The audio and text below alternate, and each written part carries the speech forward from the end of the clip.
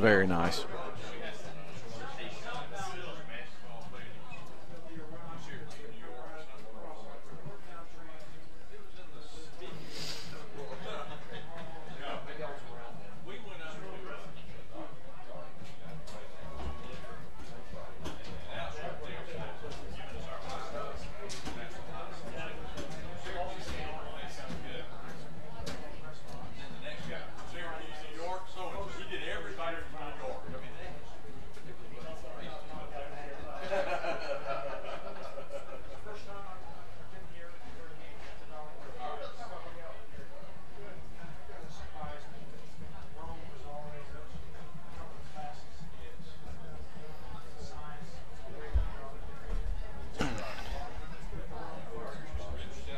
Not yet.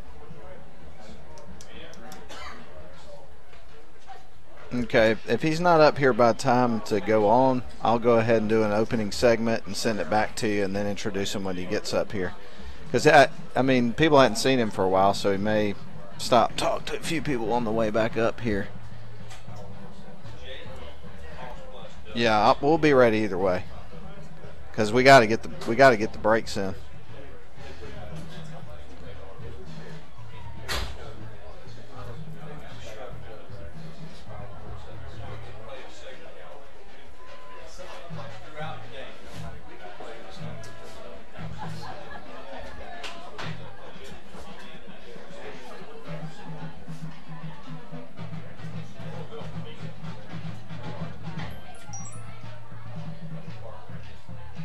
Okay.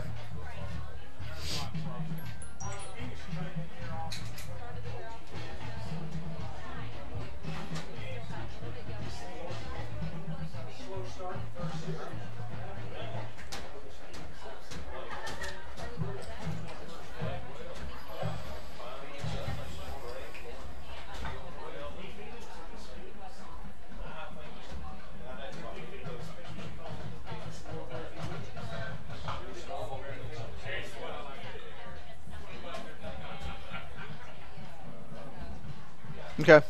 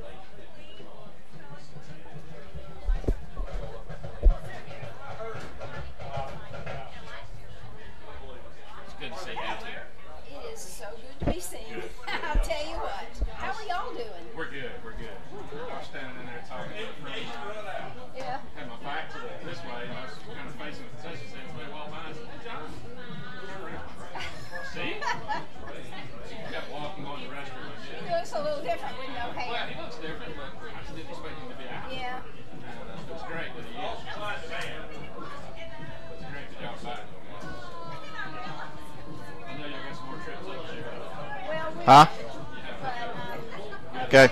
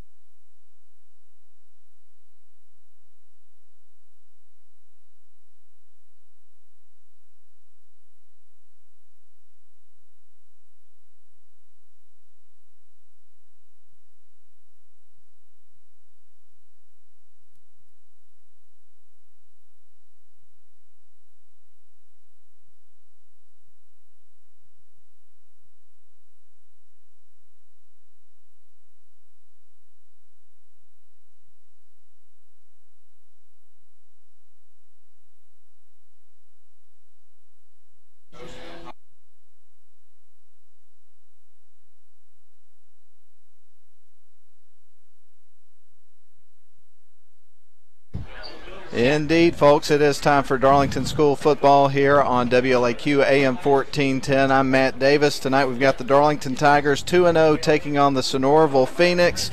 And without further ado, we're going to turn the broadcast over now to our good buddy Steve Conrad, who is back in the booth after a little bit of a hiatus. And Steve, I can't tell you how much we are glad that you are back here and home at Darlington School and set to broadcast from football, and I know you're excited to be here too. Matt, it is a great honor and privilege to be able to come back and work with you and your daddy over there at WLAQ, and welcome everybody to another night of high school football in Northwest Georgia. And tonight's broadcast is being brought to you, as always, by your leader in sports in the Roman Coos Valley area's AM 1410 WLAQ. The game can be accessed on the TuneIn app. So any mobile device that you have, just download the TuneIn app. Go to WLAQ. You'll be able to listen to the broadcast from anywhere. It's also being live streamed on YouTube, and the link for that, if you go to YouTube, is R Swiger, RSWIGER 1 on YouTube, and you can get the live feed that will give you video as well as the audio that we're going to be having tonight. Matt, two undefeated teams, although it's early in the season. And it's easy to say undefeated teams, but Darlington's got some challenges. The Tigers 2-0 and beat Pepperell as well as Coosa. Darlington's averaging 32.5 points a game in the two victories and giving up only 10 points per game. But the big news for Darlington fans is the injury to Griffin Brewster last week, and Griffin was just on the cusp of a spectacular season, throwing the ball really well, leading the offense really well, and then tore his ACL in the third quarter of the victory at Coosa last week. No question about it, Steve. And of course, then Frank Manning came into the game, as I know you watched on the live feed, and did a really good job of managing the game. Definitely one of the voids that you saw in that situation was, having the confidence to put the ball in the air in terms of the coaches kind of turning him loose. So I'm going to be kind of interested to see in this game, because obviously if Darlington's going to continue to be successful against really good teams, they're going to have that diversity on offense that they had the first couple of games. Well, they need to have that, Matt. And one of the things is Hunter Manning was Frank's older brother. He quarterbacked Darlington for 2 years, but this is Frank's opportunity to step out of the shadow of his older brother, who had very successful time as quarterback of the Darlington Tigers. But Frank, I have known him since he was a little boy, and he is really, really a fine young man. He's very smart. He's going to bring to the offense some things that will be different from what Griffin brought. Griffin has a really great arm and really had worked hard. Frank has worked hard too, but he is a different person, and I would suspect that Sonoraville is going to load up the line of scrimmage and say, beat us by throwing the ball. But Frank has worked with his daddy, Tommy, for a long time in passing, and I think he's going to rise to the challenge and really, really effectively lead the offense. I agree with you 100%. We've got a prayer taking place right now, so Steve, let's send it back to the studio for a few minutes break. We'll be back on Darlington School football.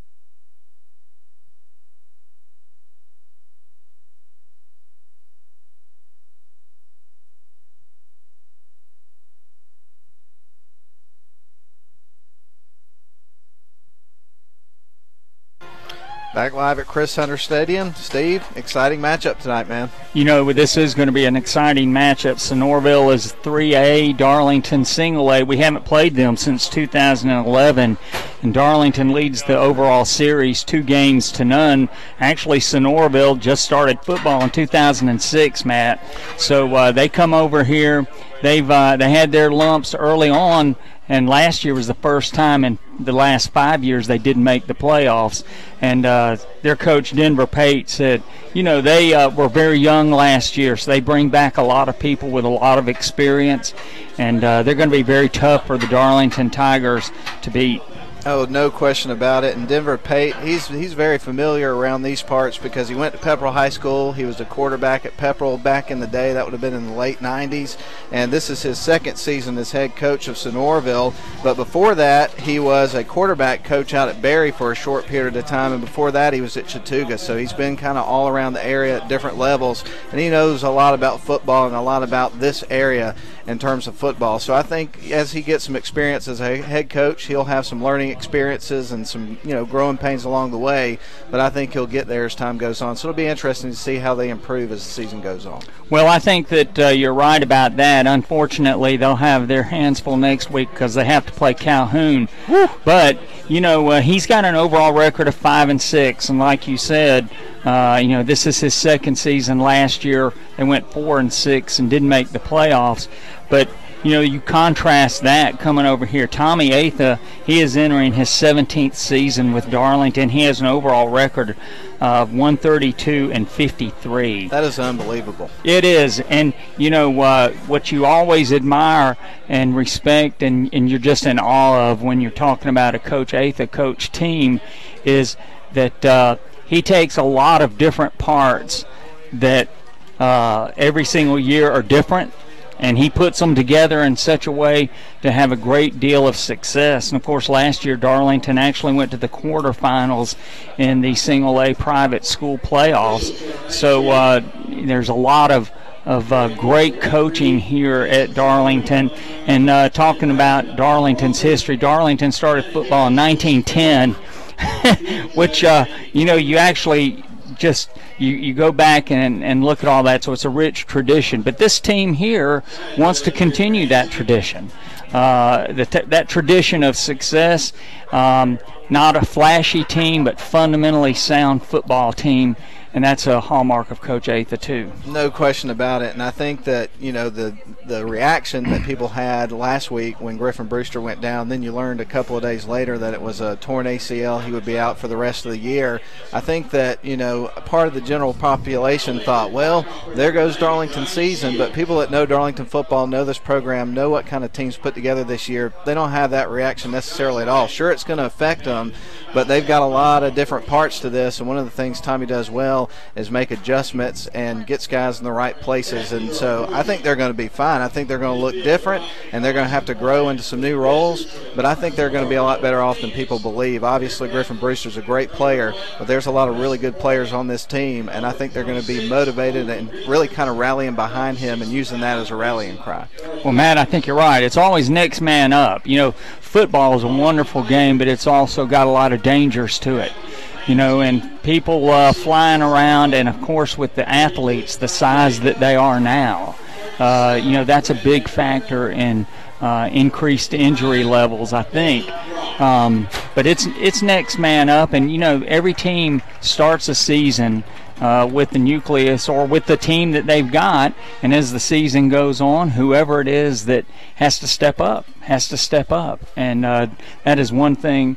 As I said, Darlington's done real well. I think that the big challenge for Darlington tonight is going to be continuing to establish a running game and run that clock out. That's exactly what Jerry Sharp liked to do. Tommy's liked to do that over the years. You establish that pounding running game. You got Colin Rogers and Demetrius Rogers. You got two guys that can tote the rock. You're going to have Frank back there. You're going to have people who can do it. And if Darlington can control the line of scrimmage like that and run the ball effectively, the Tigers are going to be tough to beat. And not to mention, Steve, their defense only gave up 14 points to Pepperell, no points in the second half in the first game, and then last week only gave up 6 to a really solid Coosa squad. I know Coosa's 0-2 right now, but I personally feel once they get in a region, they're going to do well and might even end up being a playoff team. So that defense has performed well enough to where you can feel like they're going to keep them in this game until they find their rhythm on offense. All right, captains are out on the field. We have number 37, Rhett McDermott, number 32, Tommy Atha, number 19, Casey Zazzaro is one of our captains tonight, as well as number 55, Cade Brock, and for Sonoraville, the Sonoraville Phoenix, number 65, Mason Moitakis. I hope we've got that right. The coaches are next to us. They can help us with some pronunciation, Matt, if they need to. Colton Richards, he is a hoss. Darlington's going to have a challenge with him. And Wes McCormick, number 1 for the Sonoraville Phoenix.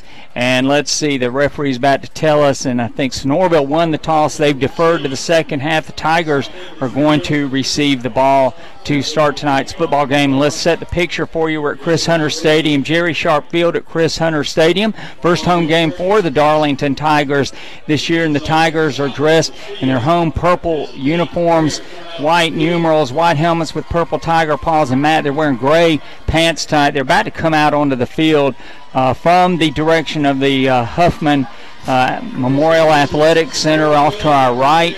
The Sonoraville Phoenix, their colors are red and black. They are wearing their red pants, white jerseys, red numerals, and I'm trying to make out what that is on their helmets. I suppose it's a phoenix. That is their mascot. Both teams coming out on the field now. Sonoraville kneeling for their pregame prayer. Darlington will be kneeling for their pregame prayer in just a moment. Matt, a very, very warm, humid night, no wind whatsoever. You know, we got lucky last week out at Coosa because by the time we got to the game time, it was probably 80 degrees, and then by the time the game was over, we were in the lower 70s, edging towards, 68 degrees, something of that nature. First week of the season was just blazing hot, so this time of year you expect it's going to be this hot, so I'm sure the teams have done a good job hydrating to get ready for this game throughout the week. Yeah, and you really have to do that. If you're not hydrated, you're going to be in deep trouble, but you can't do it all in one day. No. You've got to do that all week long. Flag at half-mast here at Chris Hunter Stadium in honor of Senator John McCain, a great American hero. And I remember as a teenager John McCain being shot down and being a prisoner of war, and he is certainly somebody that our country should cherish, and flag at half-mast in honor of Senator McCain, who passed away this week. Couldn't have said it better myself. And I also do want to remind our listeners that at the end of the night, we get the pleasure of awarding the Honeymoon Bakery Icing on the Cake Player of the Game. I know, Steve, that you've missed doing that and probably have missed going to Honeymoon Bakery. I'm sure you're ready to get back in there. I am ready to go there and chow down on some of the best delicacies in Rome and anywhere that you will go in the world.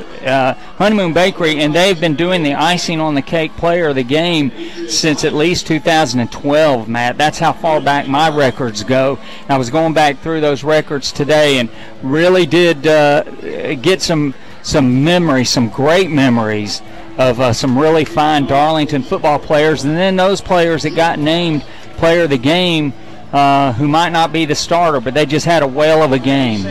And so Honeymoon Bakery, Broad Street, Rome, Georgia. We're about ready for Toe Meets Leather, and go ahead and get your chin straps buckled, ladies and gentlemen, because we're ready for high school football here in Rome, Georgia. Roth Wilcox deep for Darlington. He's going to take the ball at the 10. He's running up the near sideline, and he is going to be pulled out of bounds at about the 24-yard line. So the Darlington Tigers will scrimmage there for their first possession of this game. Trip Morrison was the kicker there for the Sonoraville Phoenix. Got a pretty good leg, and he's pretty accurate. Obviously, with his extra points, he was 3 for 3 last week against Model. And that's that's somebody they had to replace, their kicker from last year. Morrison also punts, and so that's another player Darlington will have to watch tonight, Trip Morrison, and he is a junior, Frank Manning, in a shotgun formation. Okay, Carson Swiger comes in late. Darlington didn't have enough players on the field. Roth Wilcox in motion. His hand off to Roth Wilcox, trying to get to the sideline. Cuts upfield at the 30, and he is going to be gang tackled at about the 31-yard line. Man, he found a little seam on that little speed sweep and just shot right through it. And we talk about wrinkles with Tommy Atha. They come out with an empty backfield, maybe had the defense a little bit off balance there on that particular set, ran the ball, had a good run to start the game. All right, great run by Roth Wilcox coming from left to right in motion. Darlington's going to have a second down and about 3. Frank Manning in a shotgun formation. I think that's Colin Rogers to his left. No, can't make out the number from here. 3 wide outs to this side, 1 to the far side. Darlington's going to be penalized for illegal procedure. That is Rhett McDermott that was flanked to his left there.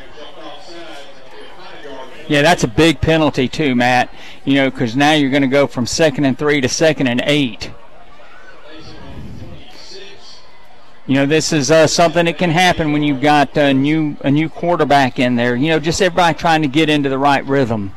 No question. The studio just told me it's 88 degrees and our humidity's in the 65 range.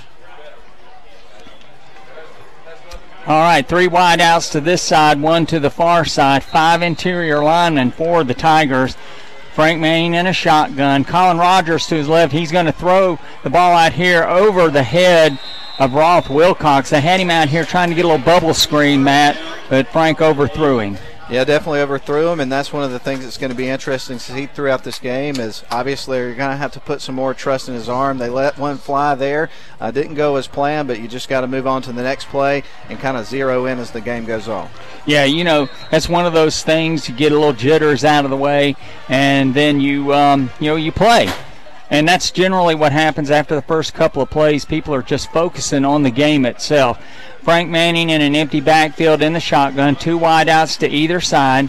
He's going to bring a man in motion right to left. That's Colin Rogers. He's going to look to his right. He's going to throw the ball incomplete to the far side. Another little short pass, an attempt to make a bubble screen. Colin Cesaro was out there and also had number 55, Cade Brock, out there blocking for him, but incomplete, and now the Tigers will be forced to punt. Well, you know, Steve, I'm glad to see them, you know, trying to throw the ball here in this first series, even though they got to punt the ball away, just to let that defense know, hey, I know you saw the film of us playing Coosa last week, but we're going to put the ball in the air. Tate Ratledge with a short high kick, end over end, and it's going to bounce and then almost die there. Matt hit at the 45 and just died at the 43-yard line of Sonoraville, and the Tigers turned the ball over on downs, and Sonoraville will have their first offensive possession of the night. Well, it's always wild to watch a big man like that get out there and punt, and we've mentioned this a lot on the broadcast. He's probably the biggest one in high school football in the state of Georgia, and he loves doing it. He may be the biggest one in college football, too. He is just a man among boys out there. You look at him, and, of course, on the Darlington defensive side, Cade Brock, Luke Lewis, and Tate Ratledge are the defensive linemen. And the Tigers will generally run a 3-down line and move the linebackers around. Tommy Atha over on the right side. Sonoraville is going to hand off on a man coming right up the middle, and he is running into a purple wave right there, Matt.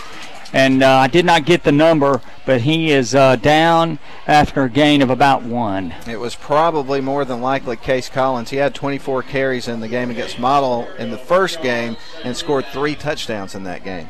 Yeah, Cole Godfrey, number 5. He's the sophomore quarterback for Sonoraville. Passed for 177 yards last week in his first start. So he's young. Both teams have quarterbacks who haven't played a whole lot. So they both are getting them broken in. Darlington bringing 5 men up on the line of scrimmage. Godfrey is handing it off again. And, man, spins through the line. Matt, he's going to be out to the 49-yard line, and that's going to leave Sonoraville with a 3rd down and about 4. The line to make will be the 47-yard line of the Darlington Tigers. And, you know, Steve, him performing so well in that game against Milo's got to make them feel good, because I know they had 3 guys that they were working with at the beginning of the year and didn't know who they were going to go with. And last year they had Patrick Moore, who was a starting quarterback for a couple of years. They had a lot of confidence in him, so they knew that was going to be a position they'd have to work in this season. Yeah, and that's what Denver Pate was talking about. You've got a quarterback who has graduated, so now you've got to break in a new one. Godfrey rolling to his right. He's got a man in his space, complete on a short pass, and he's going to be dragged down immediately by Tommy Atha. Wow, what a great play. Tommy Atha coming up from his linebacker spot over here on the left side, Matt, and he just drilled him and dragged him down at the 49, and no gain. It'll be 4th down and 4 for Sonoraville. Well, both teams struggle a little bit to find their rhythm here on offense early in this game, and that's kind of what you expect to see at this phase of the season. We're still in only game 3. Teams are kind of tuning up for region play to begin in the next game. Early in today's game, 8:44 to play in the first quarter, Sonoraville is going to punt the football, and that's number 93 for Sonoraville, Trip Morrison. I believe that is who it is. Can't see his number very. Darlington's got 2 people back. Darlington almost blocked that, and the Tigers are going to be called for either running into the kicker or roughing the kicker.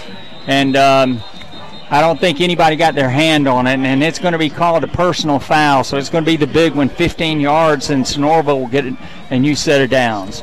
Do want to remind our listeners that after the game, we rarely ever tell you should turn it to a different radio station, but on Friday nights we'll definitely invite you to listen to our FM station 95.7 The Ridge for the Rome Orthopedic Center High School Football Scoreboard Show. I know that's one of Steve Conrad's favorite programs.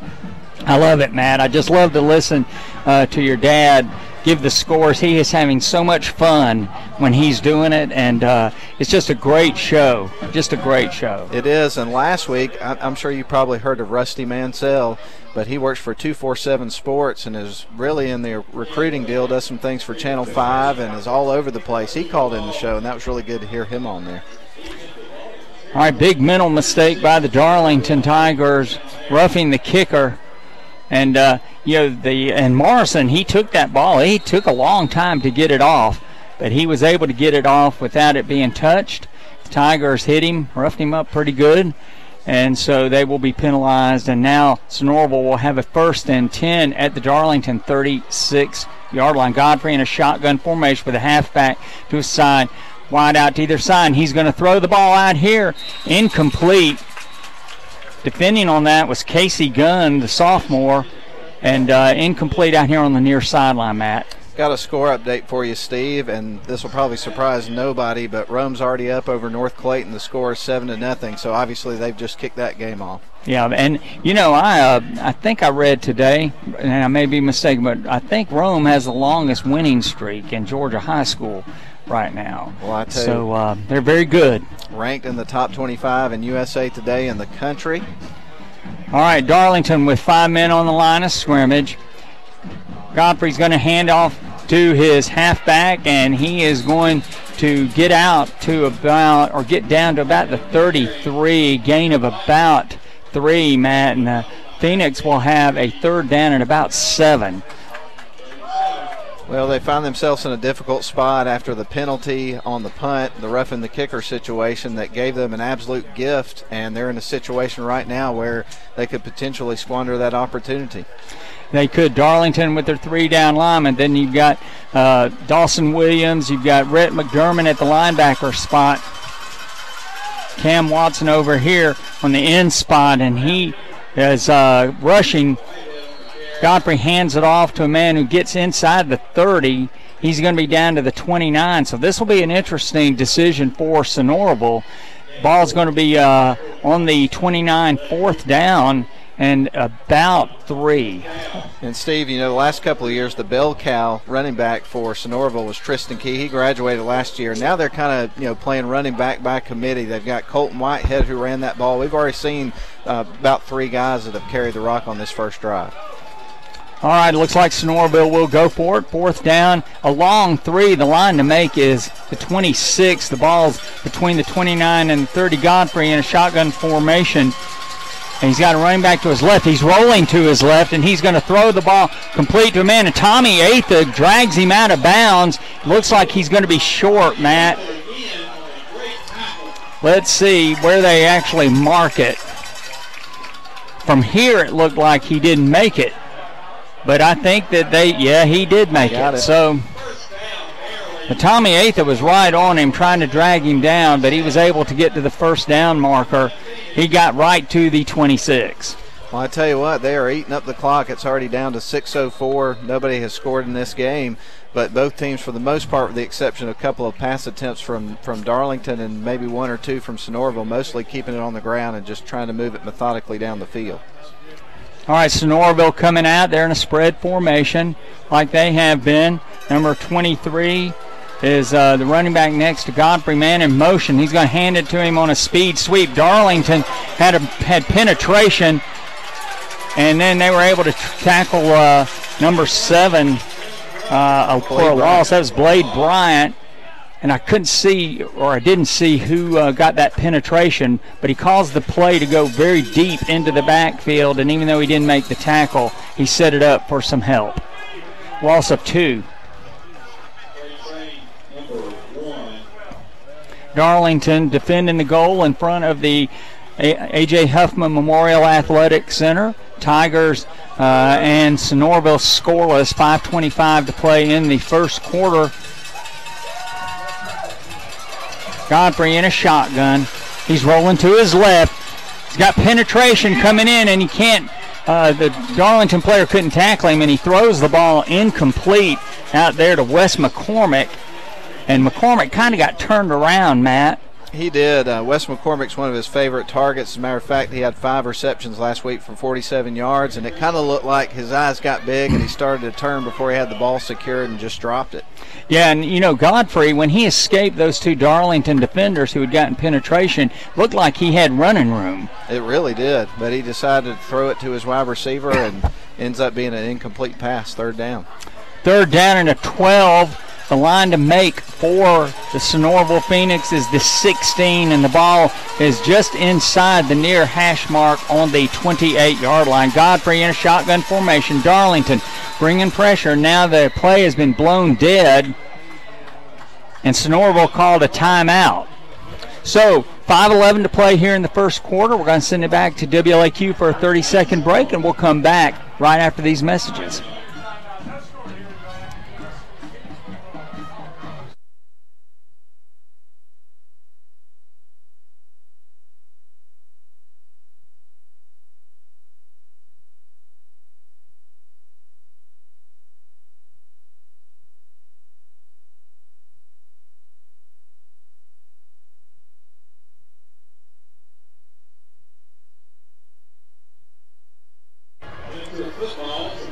All right, we're back here at Chris Hunter Stadium. Matt, as we said before, no wind. The flag is as limp as I have ever seen it. Just a hot, humid night here. Matt, I was telling Gina today as we were coming over here, unbelievable, but Darlington will have 3 games in the books before September. When's the last time that happened? I don't remember that. You know, I remember as a boy growing up, you didn't play your first game until the middle of September. And now they've got what they call week 0, and I'm still trying to figure that out. Hey, I got a couple of scores for you real quick. Mount Zion is up over Coosa 7-0 early in that game, and then the other one is Calhoun over Therrell 7-0. All right. And that Mount Zion score, we'll be interested in seeing how Mount Zion and Coosa do tonight. All right, Godfrey in a shotgun formation. 3rd and 12 for the Phoenix at the Darlington 28.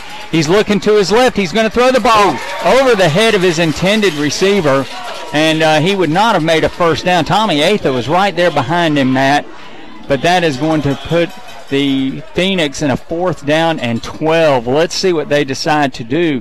If they go reaching for a field goal, this will be about a 45-yard attempt. And, you know, Steve, I saw Tommy Atha's eyes get big. He leapt up, and he almost had his hands around that ball. Couldn't quite bring it down, but we saw him get a pick 6 a couple of weeks ago, and he was one of our Honeymoon Bakery player of the game. He was, and Evelio Rosilio, he is going to try a 45-yard field goal. The ball will be placed on the 35-yard line. It's directly in front of the goalposts. Here's the snap. The ball is down. It is blocked. Whoa. It is blocked. Stay away from that football. Oh, it's picked up. Casey Gunn, go. Go, don't stop. No, Cam Watson picked that ball up. I guess in college you cannot return a blocked field goal.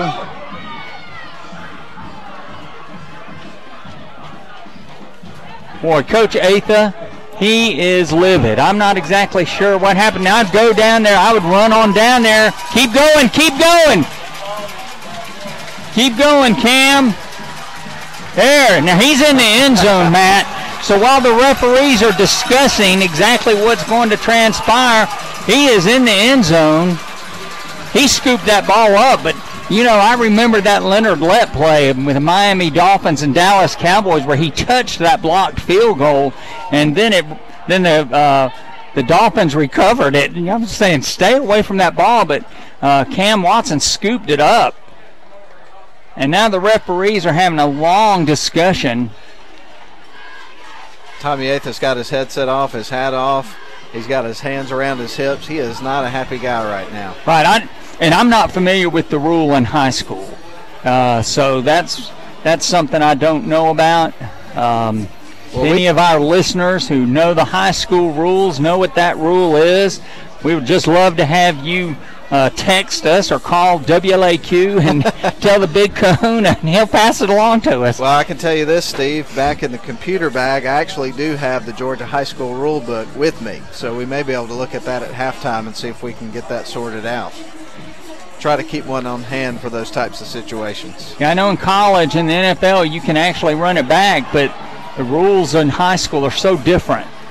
And that's one of the reasons why people yell at the referees sometimes, and they're wrong, is that the rules in high school and college and the NFL are different, and people are familiar with what they see on Fox Network when they're watching the NFL, and they have the referees saying, oh, well, this is how that play goes, or here's the rule. But high school rules are different, and they're actually going to place the ball back at the line of scrimmage where Sonoraville had the ball. Well, now I don't know what they're doing because they're allowing Sonoraville to line up for a field goal attempt. And Tommy Atha still out there pleading his case very emphatically right now as we speak, as the players get lined up. And I have never seen this. There's no penalty.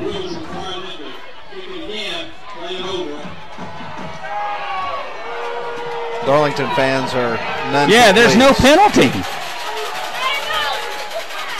Wow, I have never seen something like this. Maybe that's in the rule book. I don't know. I don't know, man.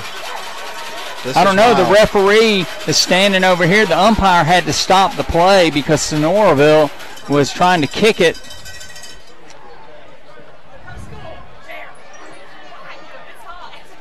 Well, the quarter was moving right along, but we got a stoppage of play still as the officials sort things out, and I don't think Tommy Atha is pleased with the explanation just yet, and probably won't be. No, he is not, especially with the issue that Sonoraville is getting to kick the ball again. There was no indication that the play was called dead, is there? No. Did you see anything to that effect? I did not. Wow. Okay. Wow. And the ball is snapped, and it is going to be short and to the left. To the left. So after all of that, it turns out to be exactly what Darlington would have had if the field goal had been missed to start with. But we do have a text that someone we know is looking up that rule, so maybe we will get a clear picture of exactly what the high school rule is. Wow. Okay, Darlington's going to take over the football. Matt, this is Darlington's second possession of the night. The Tigers held Sonoraville and then got called for roughing the kicker. And so Sonoraville kept the ball. So 4:52 left here in the first quarter, and the Tigers about ready to have their second possession. And now the referee has called a timeout. Yeah, and it'll be really interesting to see, Steve. You know, Darlington on their first drive didn't pick up any first downs. They had to punt the ball. They did try to throw the ball a couple of times. And it's going to be really interesting to see here in this second drive have some of the nerves left their new starting quarterback. Of course, Frank Manning coming in and filling the shoes of Griffin Brewster tonight. And it'll be interesting to see how he does here in this second series.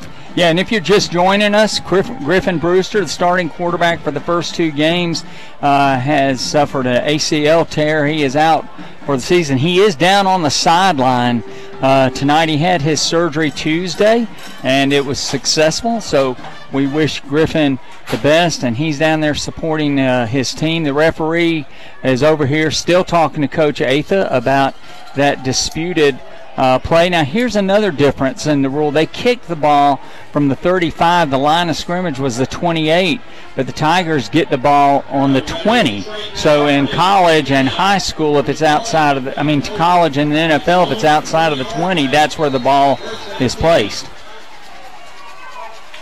All right, 2 wide outs to the far side, 1 to the near side. Frank Manning in a shotgun formation. He's going to hand the ball to Colin Rogers. Colin Rogers, some tough running, Matt. He ran through a tackle, and he's going to have a gain of about 5.5 out to about the 26. Close to it. Let's see where they mark it.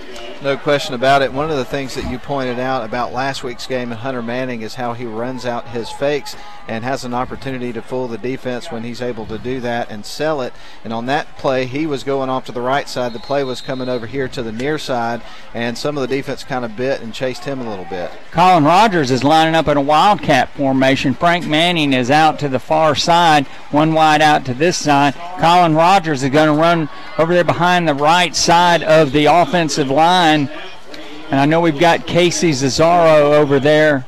Colin Zazzaro. Let's see who else is over on that side of the line. But the Tigers running over there, number 62 for the Tigers. That's Tyson Daugherty, the junior.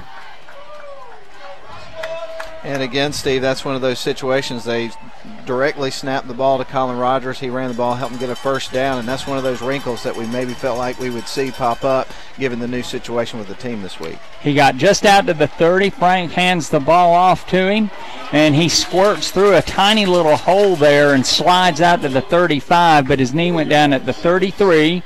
So it's going to be a 2nd down and 7. The ball just inside the near hash mark. And I tell you what, man, Colin Rogers is impressive because he's one of those guys that just keeps going. He's so hard to bring down. He keeps those wheels turning and gets some tough yards. Yeah, he's really running hard. And Demetrius Rogers is in there now, and he's a different kind of runner. Like when we had Elijah McCoy and Tajay Watley, were called Thunder and Lightning. They were just different types of runners. Frank Manning in a shotgun, hops up, gets the snap, and hands it off to Demetrius Rogers, and he's going to be thrown for a loss. And at that time, Sonoraville got good penetration, Matt, and dropped him for a 2-yard loss. Make it 1-yard loss. Darlington's going to have a 3rd and 8. Joe Lambert got in there, senior for Sonoraville, and led that tackle. 2 or 3 guys swarmed in and were able to help pull him down. All right, 3rd down and 8.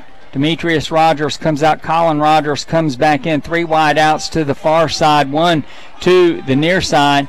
And Frank Manning's in a shotgun formation. Here's the snap. Man chasing him from behind. He's rolling to his right, and he's going to throw the ball complete to a man out at the 38.5-yard line. It'll be about 1.5 yards short of the 1st down, but a nice throw by Frank on a rollout.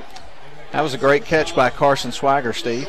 Yeah, he got down low to get that and made a really good catch. The nose of the ball's on the 39, so the Tigers only need 1 yard, but they're at their own 39.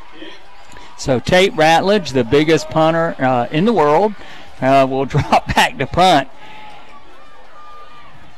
And let's see who that is back for Sonoraville. I think that's Wes McCormick. All right, and this is going to be a line drive kick. It's going to hit at the 30, and it's going to roll. Whoa. And it's going to keep rolling. Wow, what a great punt by Tate Ratledge. Matt, that ball did not get but about 20 feet off the ground, and it was a spiral, and it hit the ground at the 30 and rolled out of bounds at the 10, and make it 11. Yeah, and the way that he kicked it, I thought it was going to go out of bounds way before it did, but it took a nice bounce and just like you say, just kept on rolling. And anytime you can pin them back to their own 11-yard line, you're doing a great job. That's what you call flipping the field. That's right. All right. Darlington now on defense. Sonoraville comes in for their 2nd offensive possession of the night. Scoreless with 1:42 to play here in the 1st quarter. Happy to have you with us wherever you are in the world. Darlington fans all over the world enjoy these broadcasts and the live stream, and we're happy to have you with us tonight. Godfrey in a shotgun formation. He's going to hand off to a man coming right up the middle.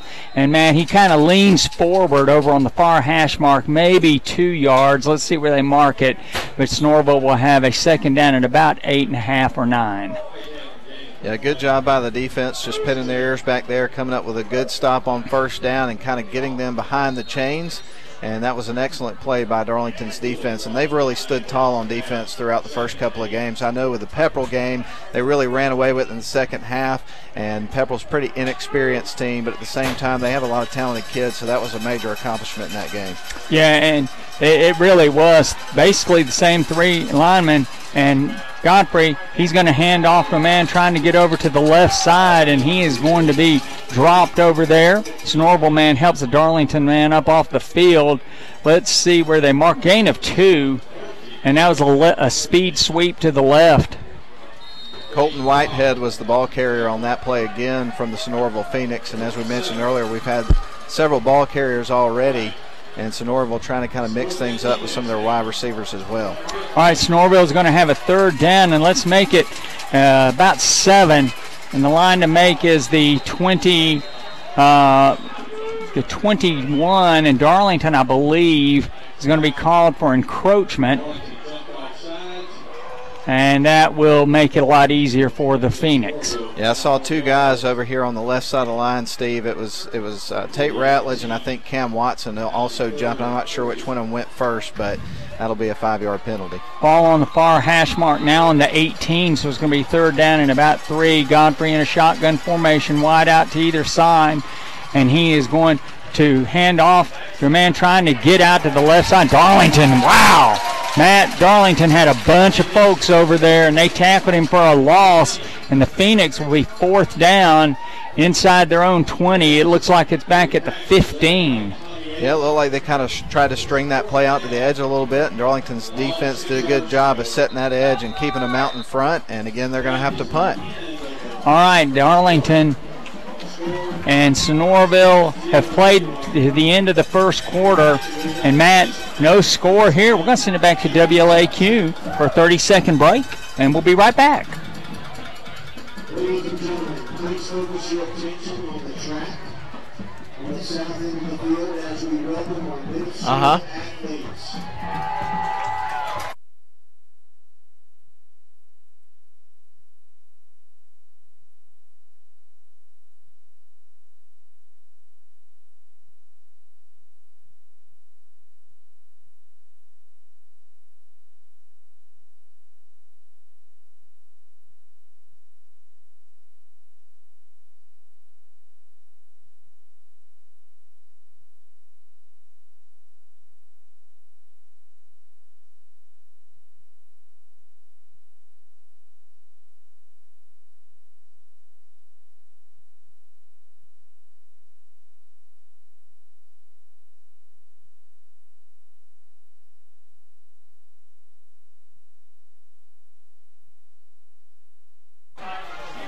All right, Matt, we are back here live at Chris Hunter Stadium and start the second quarter scoreless for the Darlington Tigers and the Sonoraville Phoenix. If you're just joining us, the first quarter had an interesting play in it. We'll talk about it in a minute, but right now Sonoraville has a fourth down, and let's see, it's fourth down, and well, I'm trying to figure out how they did this, Matt. They don't have the chains right. They're going to have to get them fixed because Sonoraville had started 1st and 10 at their 11, but that time they had the chains set at the 18. Okay, so a little difficulty with some of the refereeing stuff tonight, but we're going to get it sorted out here. And number 93, Trip Morrison, standing at his 3-yard line on the near hash mark. Darlington has 2 men back. One of them is Demetrius Rogers. The ball is going to be punted. Rogers, he's going to take that ball at the 45, running to the far side, cuts up field. He's got some good running room, and he's tackled on the far hash mark. Man, we always just say when you get a punt, go straight up field. But he got it into Sonoraville territory. The Tigers will scrimmage from their 45-yard line of Sonoraville. And, Matt, let's go back to that punt by Tate Ratledge. That did flip the field because Darlington was on their own 39, and Sonoraville started at the 11. Now the Tigers have the ball at the 45-yard line of Sonoraville. So conservative but playing field position. Really, really good coaching there. All right. Frank Manning under center, and the ball is on the ground. Frank took the ball under center, and I'm not sure exactly what happened there. Looked like the ball squirted out of his hands. I couldn't see it, Matt, but it is a turnover, and now Sonoraville will have the ball at the 49-yard line of their own 49. Looked like Joe Lambert came up with it for Sonoraville, a senior, as they celebrate on the sidelines after picking up that turnover. And that's a really tough situation, Steve, because Darlington had just returned the kick and got it inside Sonoraville territory, and that was a good opportunity there for them to have a short field and potentially score the first points of the game. So that's really disappointing right there. All right, if you're just joining us, scoreless at the beginning of the second quarter. Darlington with good field position and turns the ball over.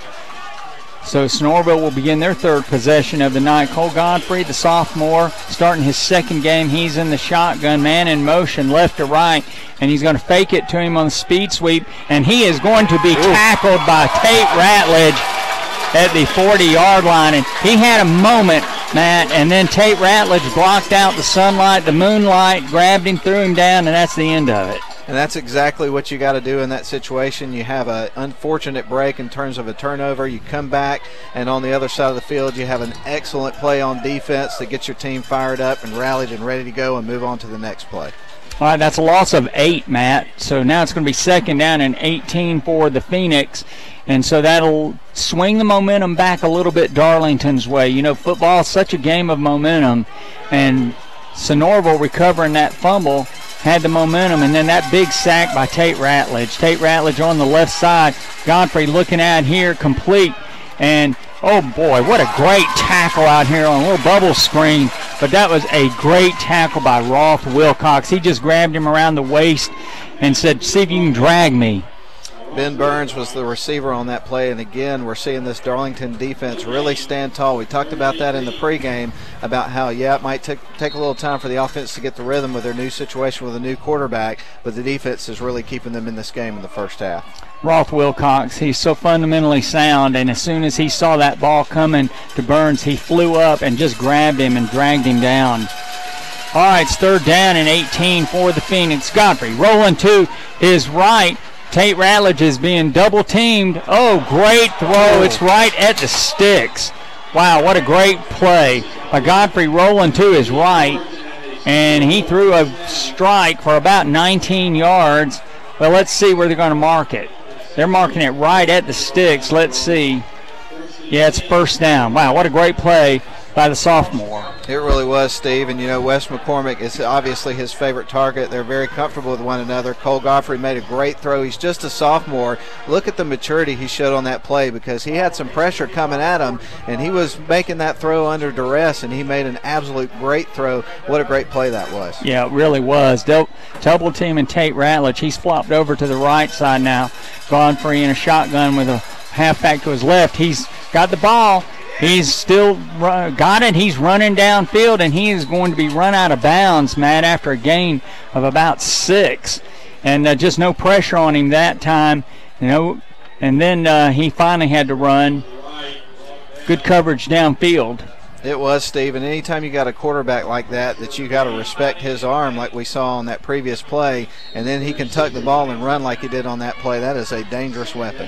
It is, and he's got to have so much confidence after that third down and 18 conversion on that long throw he made. A perfect throw to the far sideline. Gain of 5, second down and 5. The ball at the 36-yard line of Darlington. 9:26 to play in the scoreless first half.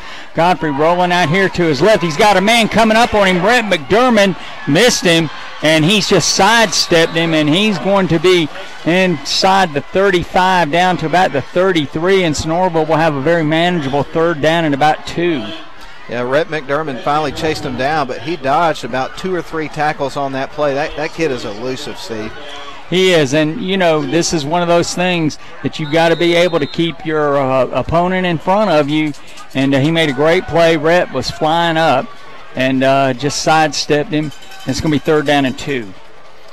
And without a doubt, Steve, this has been the most impressive drive from the Sonoraville Phoenix in this game. Their quarterback's looking really confident right now. He's making good decisions, and they're playing some good football on this drive. All right, they've got a different person at quarterback right now, and he is going to escape. It looked like a wildcat formation. That was number 16, Davis Kilpatrick. And he did escape a loss, but he did not get the first down, so it's going to be 4th down and about 2. It's always interesting when you have a situation where you feel like your quarterback is really getting in a rhythm and then you take him out for a wildcat set like that. I thought that was kind of an interesting decision on that play. Yeah, I do not like the wildcat. You know, because like you say, if you're in a rhythm, the wildcat, it might work, but it can get you out of your rhythm too. It's going to be 4th down and 2 for Sonoraville. The line to make for the Phoenix is going to be the 31-yard line. The ball's resting on the near hash mark. And now Sonoraville is going to call a timeout. So timeout on the field, 7:46 to play here in the second quarter. No score. Send it back to WLAQ for a quick 30-second break. Be right back. Okay. Okay.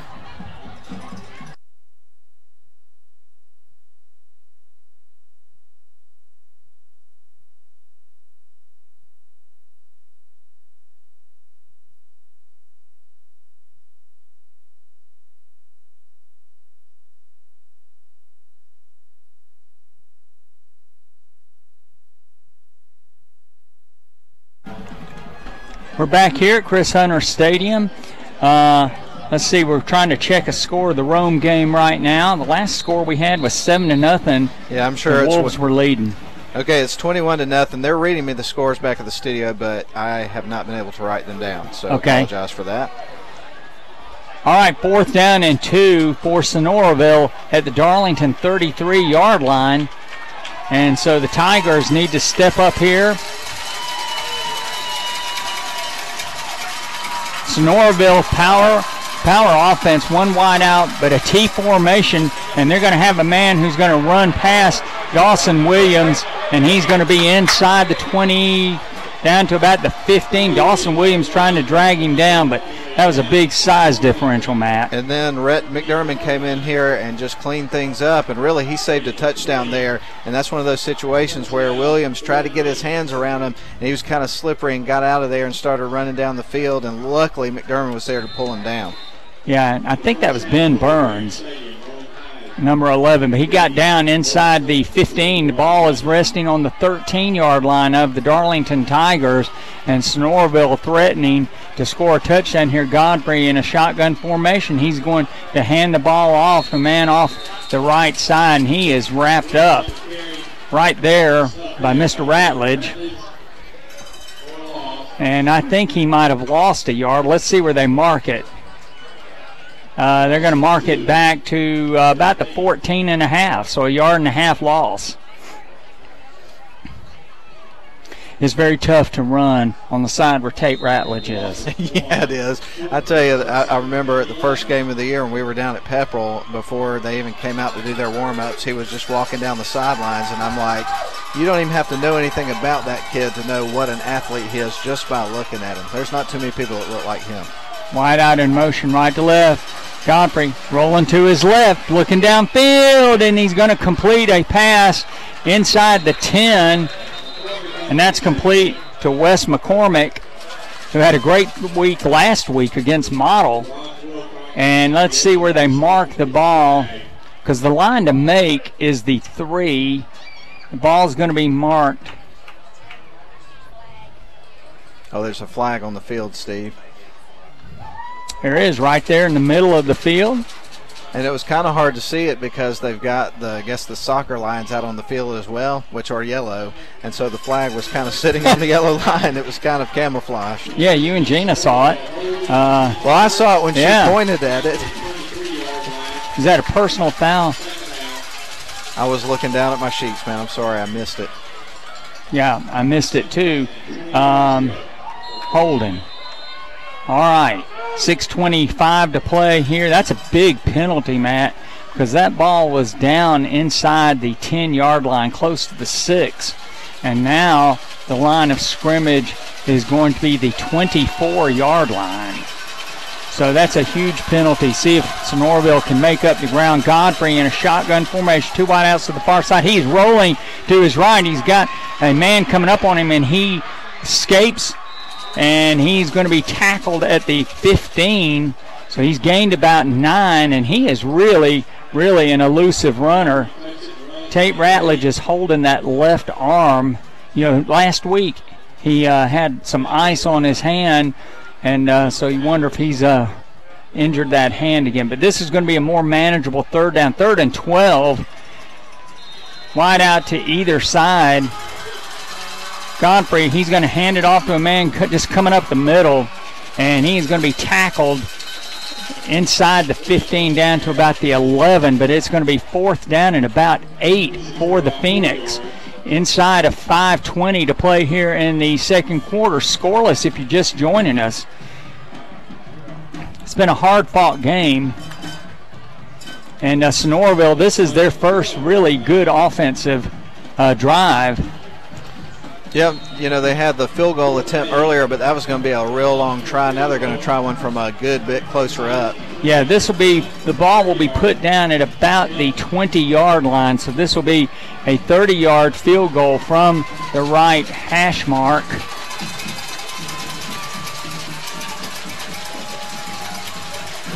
And here's the snap. The ball is down. It is up, and it is going to bounce off the right upright, and that is no good. Well, the kicking in terms of the field goals has not been a stellar night for Sonoraville. Of course, earlier you had the field goal attempt that was blocked, and then we had the crazy call situation that took place. Then they tried it again, and he missed it on the next try, and then now a miss from 30 yards. Yeah, and I want to thank my son-in-law, Ryan Beaver. He looked up the high school rules, and they could not find any rule whatsoever that fit the situation that we had here. If you're just joining us, Darlington blocked a Sonoraville field goal in the first quarter.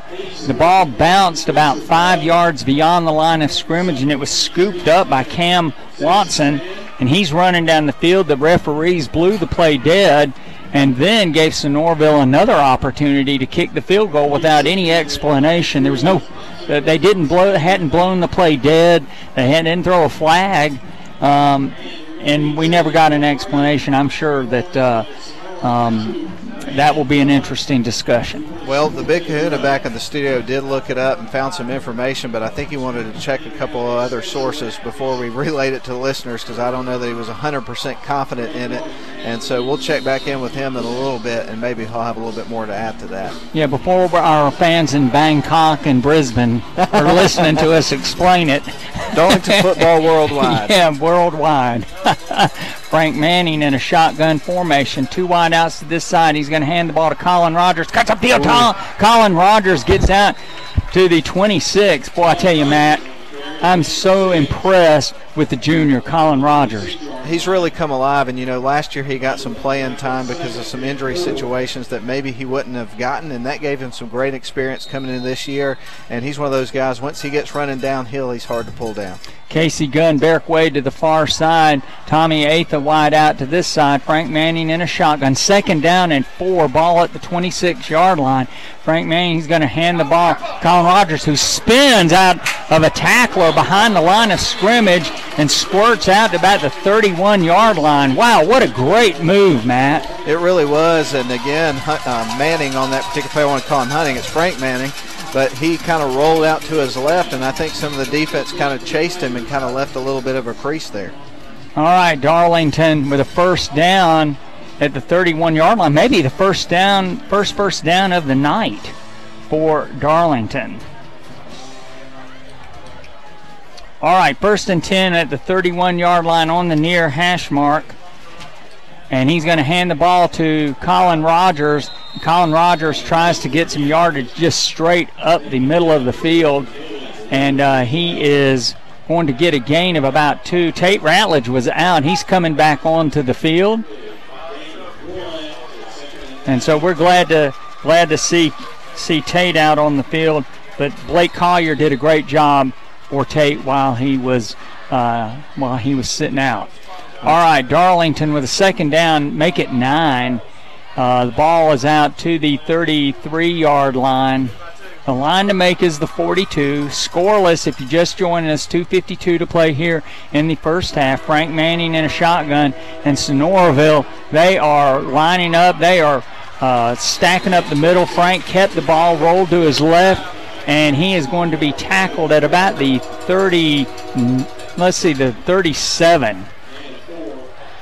Let's see where they mark it. So it's going to be a third down, Matt, and about 5. The line to make is the 42. The Tigers trying to generate some offense here. We're going to have an explanation on that call in just a little bit, because I can hear the big kahuna back in the studio talking to a local official that's not officiating a game tonight and getting the explanation, and somebody that's a GHSA official. All right, third down and about 5. Frank Manning in a shotgun formation. He's looking downfield. He's going to throw the ball complete to a man on the outside, a little screen type of pass, and that's going to be complete to Casey Gunn. And he is going to have a first down, Matt, at about the 43.5-yard line. Yeah, and it's interesting when you watch the confidence of Frank Manning growing throughout this game. The first couple of passes he threw were overthrown a bit. That one was right on the money. He's really starting to feel comfortable out there, and that is something that Sonoraville is going to have to deal with throughout this game now. Darlington shifting personnel, 1:55 to play here in the second quarter. No score if you're just joining us. Sonoraville certainly wants to keep Darlington from putting points on the board, because the Phoenix will get the ball to start the second half. Tigers, this is the first time they've really been moving the ball. They're looking over to the sideline. The Tigers are going to have to hurry up, or we'll get called for a delay of game. All right, Frank Manning, he's rolling to his right. Ooh, the ball. He has been hit. Let's see, the ball's down on the field. I think Darlington recovered it. I think that was Colin Zazzaro that fell on that ball, number 57. And also around the area was Tyson Daughtery. Now Frank got smacked from behind, and the ball squirted out of his hands. 124, 123. The Tigers with 3 timeouts. But I think right now they may just want to get into the locker room at the half. All right, no score. Sonoraville just packing the line of scrimmage. Hand off to Colin Rogers, and he's going to be tackled right at the line of scrimmage, man. He just went straight up into the line. Under a minute to play here in the second quarter. No score. And the Darlington Tigers look like they're content to just kind of let the clock run out. Let's see. It's going to be third down for the Tigers and 11. Tyler Capps with a stop there for the Sonoraville Phoenix, and he's certainly one of their key guys at the linebacker position, him and Colton Richards. 2 wide outs to either side. Tigers looking to the sideline. 7 seconds on the play clock. It looks like they're trying to change the play. 27 seconds in the half, and now Darlington calls a timeout. So, Matt, we're close to halftime here, and we'll keep it here. What scores do you have for us? Well, let's see, man. Let me see if I can pull up Score Stream and run down what I've got so far. There's some interesting games taking place tonight. Right now, North Murray is over Model, 21-7 is the score in that game. Pickens County having their way with Pepperell so far. Tough start to the season for the Dragons, 14-0, but a lot of time left in that game.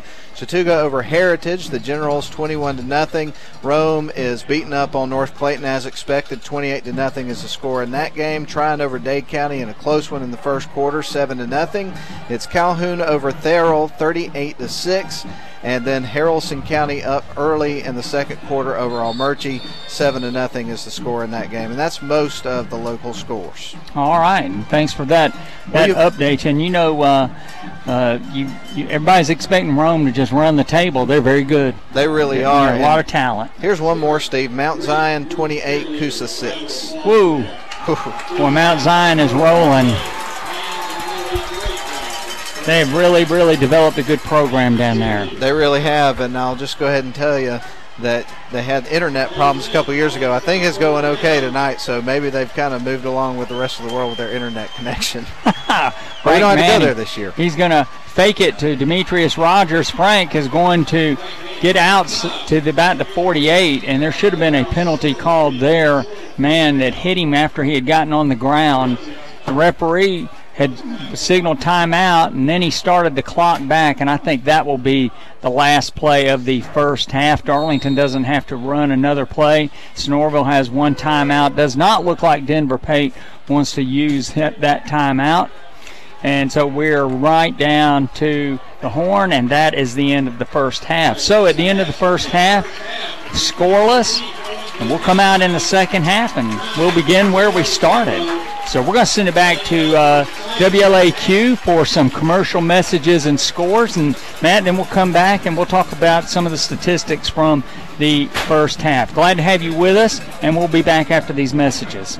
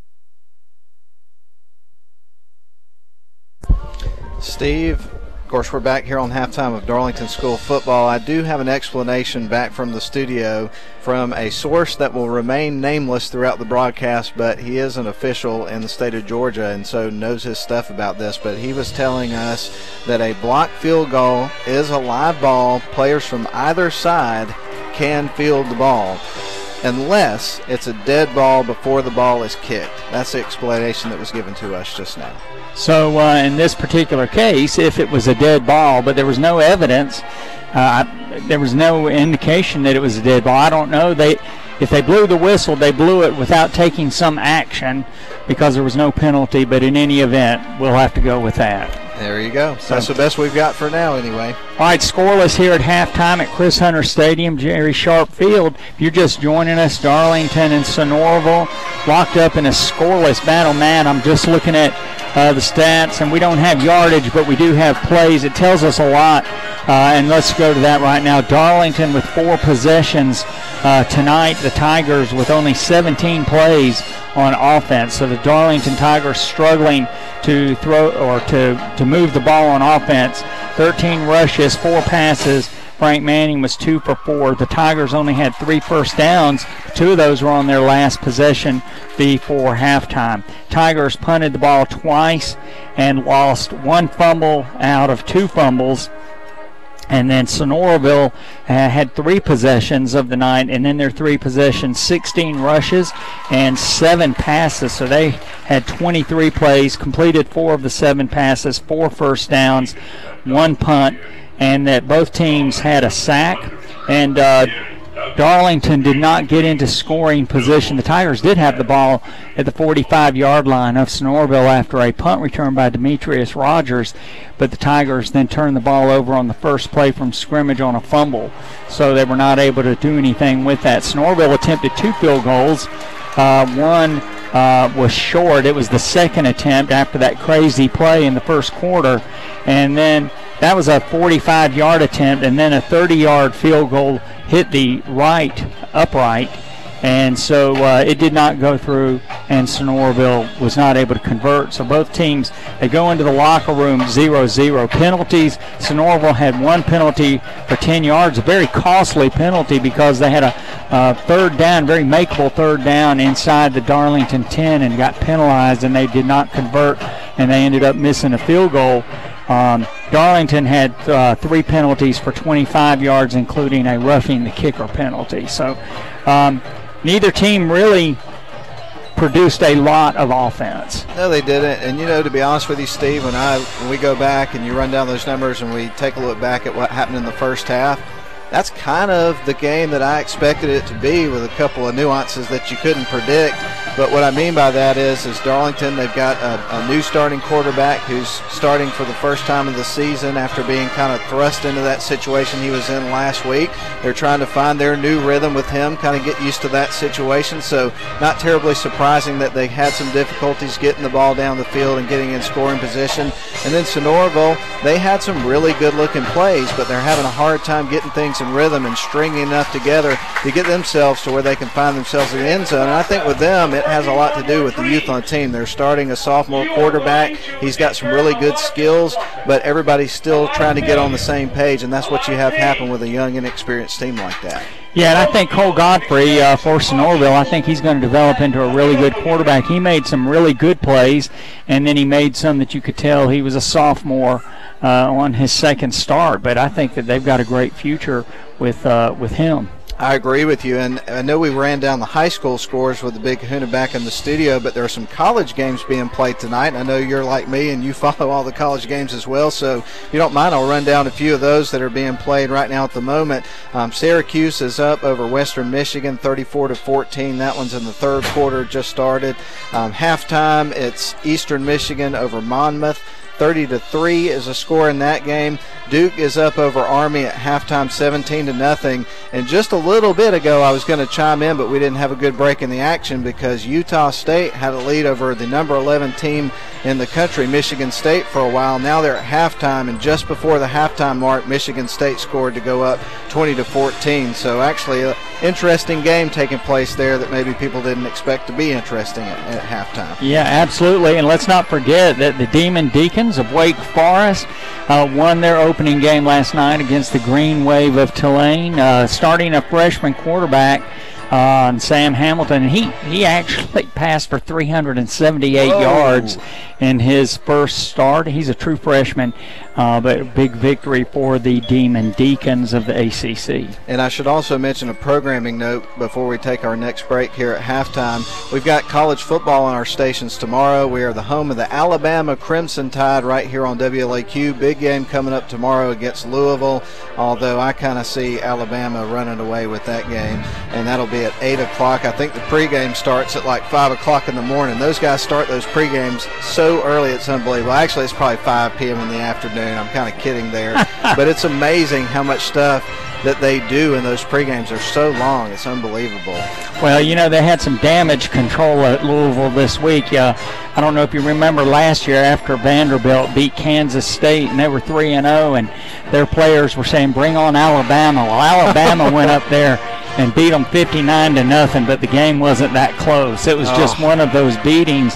And, of course, some Louisville players had been talking about how they could beat Alabama, and Bobby Petrino this week was saying that what they were saying was taken out of context. Yeah, he better say something, huh? And to do some damage control before they play Alabama tomorrow. Wow. All right, scoreless here, and we're still at halftime. We're being entertained by the Sonoraville Phoenix Band, and we're going to send it back to WLAQ for some commercial breaks. And, Matt, when we come back, we're going to reach back into the Honeymoon Bakery icing on the cake player of the game, going back to 2012, and look at some of the Darlington players that won that award. That'll be fun.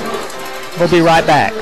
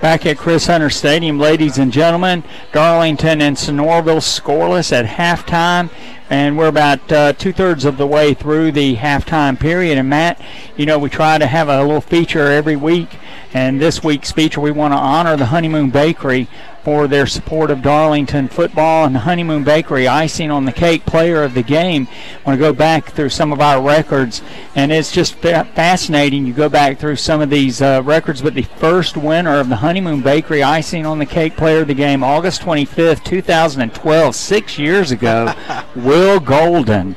And we were playing Christian Academy of Knoxville, Tennessee, and Will had a great game.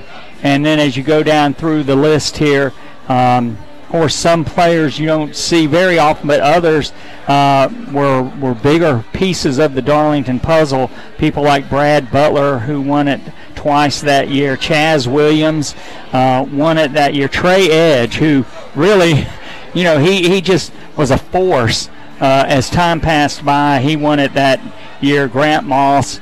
But that was in 2012. Then we go back to 2013, and of course Trey Edge started the year off with the Honeymoon Bakery icing on the cake player of the game. But Logan Rice won it for Cartersville that year, Whitfield Academy, and Christian Heritage. He won it 3 times that year. Chaz Williams won it twice, and so did Jeremiah McClure.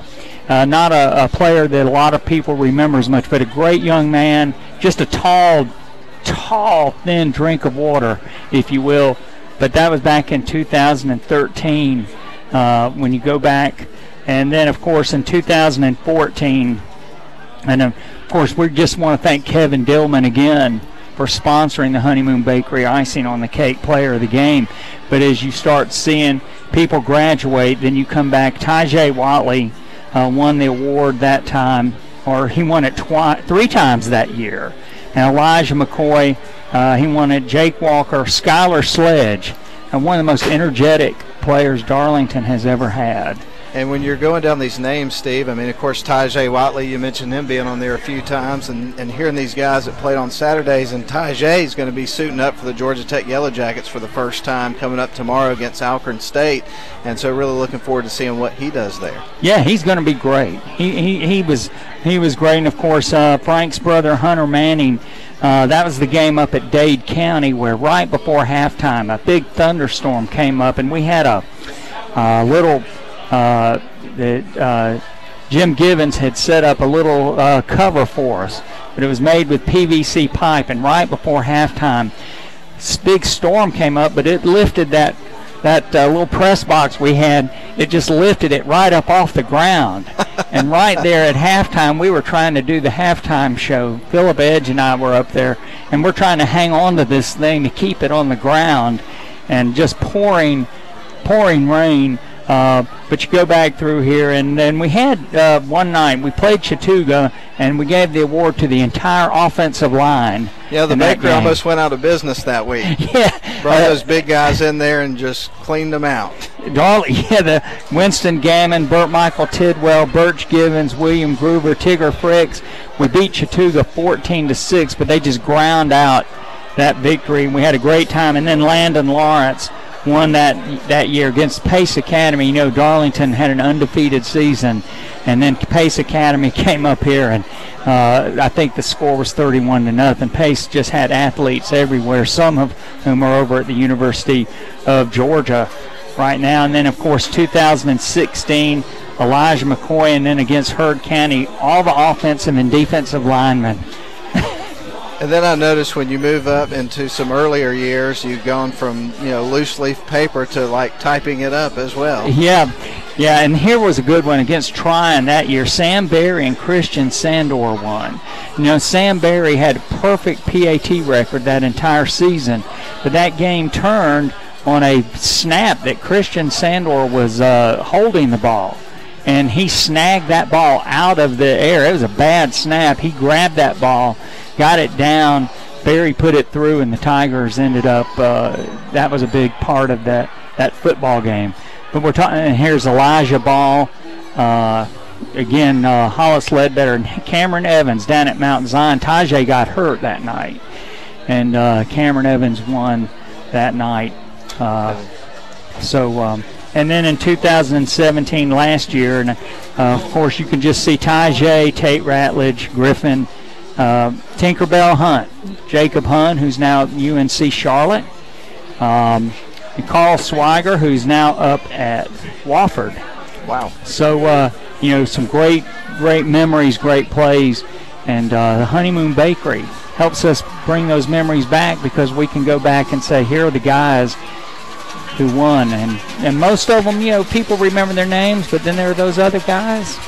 Absolutely. They don't. And it's interesting that you bring it up in that sense, because obviously with our broadcast, since they've been doing that for so long now, it's become part of the tradition. And the way you opened up the broadcast was talking about how Darlington football and Darlington sports in general is all about tradition. So we're glad that we can carry on the tradition of Honeymoon Bakery being a part of our broadcast. And again, we really appreciate them and look forward to seeing who we award it to. At this point, Steve, it would obviously have to be somebody on the defensive side of the ball, but who knows what things are going to open up in that second half.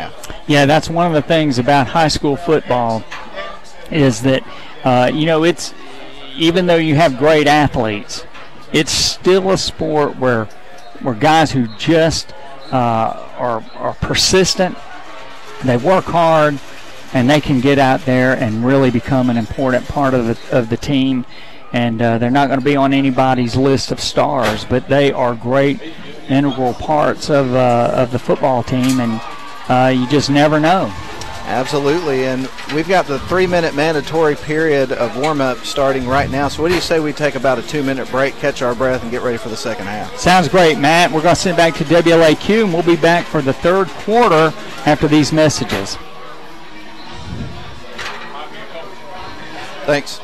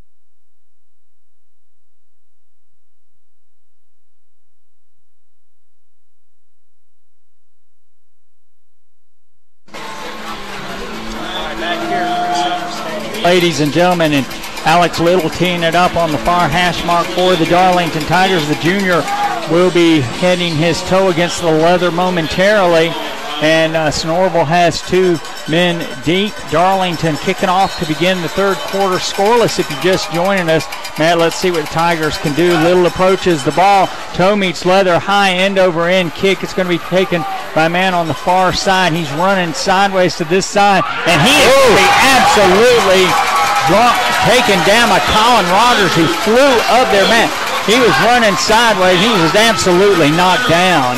Man, the kick coverage there was so good. And it's like you mentioned, Blade Bryant was running to the near side and really probably should have just cut upfield to see what he could get. And, man, that is great coverage by the Darlington Tigers, pinning him way back. He's tackled inside the 10-yard line, so he's going to be at the 9-yard line, and Sonoraville will scrimmage from there. Horrible field position for the Phoenix to start the second half. Great play by Colin Rogers. Gunning for the Honeymoon Bakery, icing on the cake player of the game. It's going to be a battle for that tonight, I got a feeling. Previous 2 winners thus far this year, Griffin Brewster last week and Tommy Atha against Pepperell. Godfrey in a shotgun. He's going to hand it to a man trying to run to the far side. He is going to be slung down by Tate Ratledge. Man, I didn't exactly see what happened. I thought he had gotten to the outside, and the next thing we saw was it looked like a couple of dancers, and then Tate Ratledge threw him down. Yeah, Colton Whitehead was the ball carrier, and I'm like you, Steve. I thought he was running off to the far side, and then all of a sudden he's slung back this way, so I don't know if he tried to cut back up because he saw a wall there or what happened, but nonetheless it's going to be a busted-up play here for Sonoraville. Gain of a half of a yard. The ball resting with its nose on the 10-yard line. The line to make is the 19.5-yard line. 2 wide outs to the near side. Godfrey rolling to this side, and he's going to throw the ball incomplete over the head of his intended receiver, Wes McCormick, the senior. And so it's going to be 3rd down and long. And I tell you, Matt, a lot of times teams won't throw the ball from that position. And, you know, one of the things we talked about also throughout the game is what kind of adjustments Darlington makes throughout the game. It seems like Tommy Atha and his coaching staff, the masters of it, and so far their defense has really pinned their ears back and done a good job here against Sonoraville, first drive of the game. 3rd down and about 9. The line to make is the 19. The ball is just inside the 10. Cole Godfrey, the sophomore, he has started and played quarterback all night. He's in a shotgun, 3 wide outs to the far side, rolling to his right. There's a flag, I believe. Play is blown dead. Illegal procedure against Sonoraville, so that'll back them up to about the 5. And the situation keeps getting worse here for the Phoenix here on this first drive. Started on their own 5-yard line. They're right back there. All right, Tate Ratledge, Cade Brock, Luke Lewis across the line. They have been playing this entire game on the defense. So, you know, Darlington's got some people. They've just got to be well conditioned. There's just not much depth. 5 men up toward the line of scrimmage. Let's make it 4. Godfrey rolls to his right. He's in his end zone. He's looking downfield, and he is going to be swallowed up at about the 2-yard line for a loss of 3. Wow. Boy, all that was set up by Colin Rogers on the kick coverage, but also the decision of the kick returner to run sideways instead of run upfield, Matt. And they're going to have to punt the ball out of their own end zone, and so they're going to be doing their best just to get it as far away from the Darlington Tigers as they can. Trip Morrison is going to be standing back just inside the end line. 2 Darlington returners at the 40-yard line. Morrison waits for the snap. High snap. Boy, he just got it, and he gets a ball, line drive, and it is going to go out of bounds at about the 21-yard line. Boy, Matt, that was almost a disaster for Sonoraville. They got it out of there, and he kicked it off the side of his foot. Let's see where they're going to mark it. They're actually going to mark it at the 17. So the Darlington Tigers have the plate set for them at the 17-yard line of Sonoraville. Well, I tell you, Steve, they did have one situation in the first half. I believe it was their 3rd drive where they started off in the Sonoraville 45. This is a much different situation. A couple of yards in the red zone. You have to get points on this particular drive. Frank Manning in a shotgun formation. 2 wide outs to the either side. Colin Rogers comes in motion left to right. Another man in motion. He's going to hand off on a speed sweep, and this is Rolf Wilcox. Rolf Wilcox is hit at the 15 and spins forward to about the 11-yard line, and that's going to be a gain of about 6, Matt. That was a good run. He, like you say, he just ran to the outside, had good speed, found a little bit of room, got some good yards, and that sets up a 2nd down and short. That's exactly what Darlington hoped to see on that play. All right, it's going to be a gain of about 6 yards, 2nd down and 4. And the Tigers, they overloaded this side and then brought Rolf Wilcox in motion and handed it off to him on the speed sweep. All right, Frank Manning getting the play. Everybody getting set. Darlington has everybody bunched in close. Demetrius Rogers is the halfback. Frank's going to pitch it to him. He's trying to get to the corner. He's 10, and he is going to be spun out of bounds, Matt, close to the 9-yard line. Just couldn't quite get around the corner. Let's see where they mark it. I think they're going to be a little bit short. About a yard. All right, it's going to be about a yard short. So they have marked the ball at about the 10. Well, actually, it's about at the 9. So they got to get it down to inside the 9, down close to the 8. So third down and short. If you just joined us, Darlington with good field position. Hand off to Colin Rogers. Colin Rogers bolts into the end zone off the left side behind Tate Ratledge, and the Tigers on a 10-yard touchdown run by Colin Rogers take the lead 6-0. Well, that was a great play, Steve. They came out in their power set. They've been running east to west. They brought their big man out. They kind of loosened things up there a little bit in the middle, and he just took off and scored the touchdown. Little in for the point after. And again, special teams play, Matt. Set all that up. And Darlington up 6-0. Frank Manning will hold for the extra point. Alex Little will kick it. And I don't see who is snapping it. We'll see if we can get that. But here we go.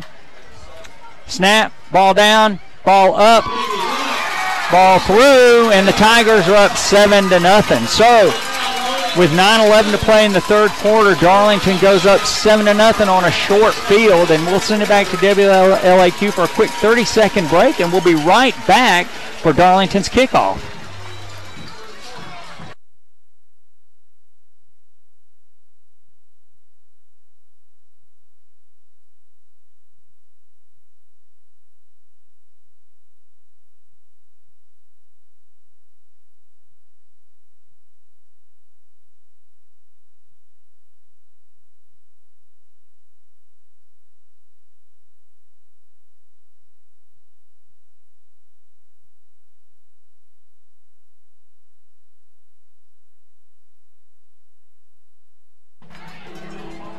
All right, we're back at Chris Hunter Stadium. Matt, still no win. Look at that flag. It's just as limp as it can be. Alex Little, he's going to kick it. He's Darlington defending the goal in front of the concession stand. So Darlington going left and right, left to right, and Sonoraville defending the goal in front of the A.J. Huffman Memorial Athletic Center. If you've ever been to the Darlington campus, what a beautiful facility in honor and in memory of A.J. Huffman by the class of 1967. They spearheaded that drive, a great athletic center. Toe meets leather. It's going to be a high end-over-end kick, going to come down to a man on the far side at the 3. This time he is running straight upfield. He's got speed, and he is going to be in Darlington territory, 30, 25, and he is dragged down. Wow, he just ran straight upfield, man, and that was Blade Bryant, the junior, and nobody was even close to touching him till he got deep into Darlington territory, and Sonoraville will have a 1st and 10 at the 20-yard line of the Tigers. That was a very, very good return, and one of the things that we're noticing here as they come out of the locker room, Darlington came out with a ton of energy on that first drive, and then Sonoraville answers back with a big play. We may be seeing a slugfest here in the second half. And special teams. You know, Darlington set up their touchdown with good special teams play by Colin Rogers, and then that particular time, Blade Bryant, he took the ball at the 3 and didn't stop until he was run down at the 20-yard line of Darlington. All right, 1st and 10 for the Phoenix at the Tigers' 20-yard line. Cole Godfrey in a shotgun formation, 2 wideouts to this side. He is going to hand the ball off to Ben Burns. Ben Burns running off that left side, and he's going to be inside the 15 down to about the 14. I thought their offensive line did a good job to get him a little push up front to kind of move that run along. There wasn't a big crease or anything like that. It just had everybody tied up, and he was able to get a few yards out of the play. Almost like wedge blocking. You know, everybody just got shoulder to shoulder and pushed. Cole Godfrey in a shotgun, 2 wide outs to this side. Wing back on the far side. He hands off to a man, and Tate Ratledge has him and just slings him down. Actually, he pulled him down on top of himself. And that was Case Collins, and he didn't go very far. And that actually is a loss of 1. So now it's going to be a 3rd and 5. You know, Case Collins, he was the man of the hour in the game against Model a couple weeks ago. He scored 3 touchdowns, but he's been pretty quiet tonight. All right, Cole Godfrey He's going to hand it to Case Collins. Case Collins spins, and he's got a first down. He just leaped over the line, Matt, and he's going to have a first down at about the 9.5-yard line, first and goal for Sonoraville. 7:47 left in the third quarter, 7-0. Darlington struck first, scored rather quickly there on their first drive of the second half. Yeah, both teams benefiting from short field. Let's see if the Tigers can make a stand here and force a field goal attempt. First and goal at the 9. On the near hash mark, 2 wide outs to the far side. Godfrey in a shotgun formation with a wing back on this side. He is going to follow that. Oh, Tate Ratledge. Wow. I don't know exactly what happened, but he shot through a gap, and he just bear hugged him down, and that was it. I tell you what, I wouldn't want to be on the receiving end of that. That is one big kid. He is physical, and when he takes you down, he does it with authority. That was a massive takedown right there. It was. Kevin Hunt's moving him around. That's a loss of about 2 right in the middle of the field, and he just shot right past the blocker, and he was in the backfield before Godfrey could even move, really. Second and goal from the 11. Godfrey in a shotgun formation. 2 wide outs to the far side. He's going to hand it to number 12. That's Burns, I think. Case Collins. Oh, excuse me, Case Collins. Case Collins is going to wiggle his way inside the 10 down to the 6. So it's going to be third down and goal from the 6. Kind of trading licks here in the start of this third quarter. Very different than what we experienced in that first half. Both teams just struggling to get offense going, but like you mentioned, it's been special teams and field position, the name of the game, in the start of the second half. Yeah, and that was really a good run by Case Collins. He just found a little seam and spun inside and got down to the 6-yard line. 2 wide outs to the near side. Godfrey looking to his left, and that is going to be a penalty, I think. Dead ball foul, illegal procedure against Sonoraville. Let's see if that has an effect on them. You know, Vince Lombardi used to say the team that makes the fewest mistakes inside the 20 will win, and a big penalty like that can have a huge impact. It really can, especially when you got a game like this where it's been a close battle. We were scoreless at halftime. Now Darlington up 7-0, and so it's certainly the little things that at the end of the game are going to make the biggest difference. All right, Sonoraville looking to the sideline to get their play. Plenty of time on the play clock. Wide out to either side with a man in the spot here on the near side. Man in motion, right to left. Godfrey, he's going to roll to his left. He's going to look downfield. He's going to keep the ball. He's running, and he is going to be tackled at about the 9-yard. I think the ball came out, Matt. Darlington says they've got it. Now the referee says that it was down. So he gained about 2. Sidestepped a couple of tacklers. Got inside the 10 down to the 9. So it's going to be 4th and goal from the 9. Well, Wes McCormick went in motion on that play and ran off to the left side towards the end zone. You could see the quarterback watching him the whole way. I really feel like the play was heading that way, and then he couldn't get him open, decided to tuck and run. But I really think that play was headed towards Wes. Rosilio, number 90, he's in to attempt a field goal. The ball will be put down at about the 16, so this will be a 26-yard field goal attempt for Sonoraville from the near hash. The angle's not good. The ball is down. It is up. It is pushed to the right. No good, Matt.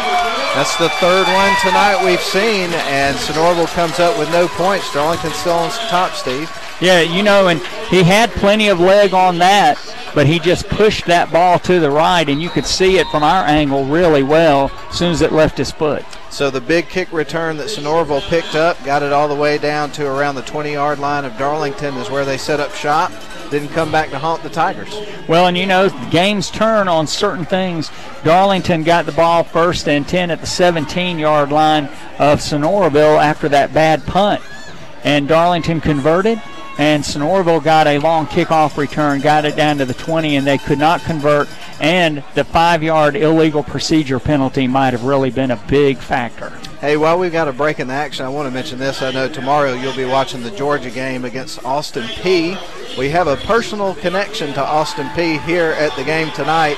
One of the assistant coaches for Darlington this year, the former head coach at Model, Gordon Powers, he played college football at Austin Peay, and I believe he's going to that game tomorrow. Wow, isn't that great? It is. That is great. And, another game tomorrow, Clemson and Furman and Landon Lawrence will be starting at defensive end for Furman tomorrow. And something you and I were talking about earlier, tomorrow Furman's quarterback will be the only quarterback to ever start a game against the school that he's actually attending. He is a student at Clemson for engineering classes, even though he is enrolled at Furman. All right, Demetrius Rogers, Wildcat formation, and he takes the ball at the 20. He's going to slide out to about the 24-yard line. He slipped off of a tackler at the 20, Matt, and gets out to the 24-yard line, and it's going to be second down. They actually got it out to the 25, man down for the Phoenix. Well, I tell you, when I saw that story that you're referring to about the player for Furman also attending classes at Clemson, I thought, surely there's some kind of rule against this. But I guess not. Well, I actually read the NCAA rule that allows that. As long as he is attending the one educational institution, he can take classes at the other, but he still has to be a recognized student at the first institution. So he wanted to play football, and he knew in advance he could take engineering classes at Clemson, so he is doing that while he is quarterbacking Furman. That is wild. I've never heard of a scenario of that nature before. Yeah, it's really a fascinating story, and it's one of those more obscure rules in the NCAA because you just don't see it very often. That is very, very wild. It really is. Well, I'll tell you another game that I should mention now because it'll be on our sister station, 95.7 Ridge, coming up tomorrow. We're the home of the Georgia Tech Yellow Jackets. I should have probably told you to cover your ears before I said that, being the big Georgia fan that you are. But they'll be taking on Alcorn State, and they played them a couple of years ago and just really had a field day against them. And that was a year in which I think they won 2 or 3 games the whole year.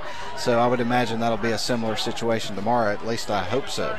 Yeah, I think that they will run wild tomorrow, really get some game experience for some of the offensive players. Alcorn State has a very cool marching band. Stay for halftime. All right, Demetrius Rogers takes a handoff. He's going to the left side, 30, 35, and he's going to be out to the 39-yard line. And Matt, again, he can really get to the corner with that speed. The sophomore is really, really playing well. And if you watch him, you see a running back growing up. Absolutely, and the combination of him and what you get with Rogers and of course, Demetrius Rogers and Colin Rogers, very different running backs. And I know when we realize, well, Tajay Watley's graduating, who's going to replace him? Well, of course, you don't replace a guy like that, but Demetrius Rogers is getting some heavy yards for this team this year. 1st and 10 for Darlington at their own 40-yard line. Frank Manning in a shotgun. 3 wide outs to this side. Quick pitch to Colin Rogers trying to get to the corner. He just lowers his shoulder, Matt, and he gets out to the 46-yard line. And right now it looks like what Darlington's trying to do is spread Sonoraville's defense out, hitting the corners. And that's what they did on that first drive, and then they hit Colin Rogers for the short run for the touchdown, and so they're varying the play calling here, and that was just a toss sweep coming here to the near side. Pretty effective play, and now they've got a short second down. And let's mention our center, Jacob Daniel, right guard over here, Tyson Darty, and Colin Cesaro over here. Of course, we have Tate Ratledge on the left side. We'll get you the left guards. I think that's Cade Brock, number 55. Frank Manning in a shotgun. He hands the ball to Colin Rogers, 50, 40, and he is upended. Flew over the 40-yard line, Matt, down to the 39, and he hit that hole right behind the center and burst through it, and Darlington's in business at the 39 of the Phoenix. Well, I'll tell you what, Steve, you got to figure the defense knew that play was coming, but they couldn't do anything with it. What a big run. Sonoraville bringing up linebackers, handoff or fake to Colin Rogers. Frank keeps the ball, and he dives inside to the 39-yard line. Illegal shift against the Darlington Tigers. That'll be a 5-yard penalty. And they'll mark that off to the 44-yard line. First penalty of the half. 2:41 to play. If you're just joining us, Darlington up 7-0, scoreless at the half, and the Tigers had a great special teams play by Colin Rogers, who is really gunning for the Honeymoon Bakery icing on the cake player of the game, Matt, because right now he is really starting to smack Sonoraville. He really is. And we got a glimpse of him last year late in the season, and I thought, man, this guy's going to be special next year, and he's turning out to be early on. All right, Tigers, 2 wide outs to the far side. and one Barrick Wade on the near side. Ball on the near hash mark at the 44-yard line of the Phoenix. And Frank Manning fakes it, and then he keeps the ball, and he runs downfield. He's going to get about to the 42-yard line. He faked it to Rogers and then kept the ball. And Darlington's going to have a second down, Matt, and about 13. Absolutely, and I just want to tip my cap, of course, to the coaching staff and Brent Bell, the offensive coordinator here for the Darlington Tigers, because obviously they had some adjustments to make on their end with a new quarterback coming in for Darlington in this game. Oh, absolutely. You know, just a lot of different things you've got to do to adjust because you have prepared to have a certain kind of offense. 3 men bunched to the wide side over here. Quick pitch to Colin Rogers, 40. Colin Rogers lowers his shoulder, and a man shot up under him, Matt, and knocked him up into the air, but he dove down to about the 36. The Tigers are going to have a third down and about 7. I tell you what, Colin Rogers is one of those guys that's just fun to watch run because he runs the ball so hard. He's almost kind of like a kamikaze. He just gets in there. He's not afraid to get hit, and he gets those big physical runs that you got to have in a situation like this. All right, ball right between the 36 and 37 on the near hash. 1:07 to play here in the third quarter. Tigers up 7-0, trying to drive the football, add some more points here for the third quarter expires. And this is going to be about almost 8 yards for the first down. And that is going to be an illegal procedure call against Darlington. It's going to knock them back 5 yards. Matt, that's the second illegal procedure since Darlington got the first down at the 39. That's really tough. I think that was Tyson Doherty that jumped a little bit too soon there. And like you say, when you've got a game like this with a lot on the line, a close game, it's the little things that you got to really pay attention to. So that's very frustrating. All right, looking to the sideline, trying to get the play. This is going to be a third down at about 12.5. The line to make is the 29-yard line. Frank Manning rolling to this side. He's looking downfield. Oh, almost intercepted here in front of Casey Gunn. Incomplete at about the 25-yard line. And in and out of the hands of the Sonoraville defender, and the Tigers are going to have fourth down and about 12.5. Steve, that was Case Collins. We've talked about him as being a good running back, but on the defensive side, he did a good job there getting between the pass and the intended receiver, and like you say, he almost picked that one off. 31 seconds to play here in the third quarter. The clock stopped for the incomplete pass. Tate Ratledge standing at his own 44-yard line. And the punt returner is back at his own 10. High snap, Tate gets it, and he is going to kick a line drive over toward the far side. That ball hits the ground, Matt, and rolls. And, boy, he's gotten a couple of good rolls tonight. That ball is going to be down at the 12-yard line of Sonoraville, and they will scrimmage from there. Second time this quarter they have started inside their 15. That is pretty unbelievable, and what a great weapon you got when you can, like you say, flip the field like that and pin them back so deep that they've got to go 80-something yards to get to the other end of the field in the end zone. And, we've joked about how big Tate Ratledge is for a punter, but the touch he has put on 2 punts tonight to get that ball low to hit the ground and roll, has really been great. And I tell you what, he obviously spends a lot of time practicing that. As a matter of fact, Tommy Eighth at the beginning of the season when I did my preview show with him told me, I think that's his favorite thing to do in practice is to punt the ball. He absolutely loves doing that. Well, he's very good at it. He is very good at it. Okay, Cole Godfrey in a shotgun formation, wide out to either side, hands the ball to the halfback, and he just kind of squirts his way out to about the 17-yard line, Matt, for a nice little gain off the right side, and we're inside 10 seconds. That will most likely be the last play of the third quarter, and here it will be. Two teams are going to switch sides now. The end of the third quarter, Darlington 7, Sonoraville nothing. And we're going to send it back to WLAQ for a 1-minute break, and then we'll come back for the fourth quarter. Do not go away or unbuckle those chin straps.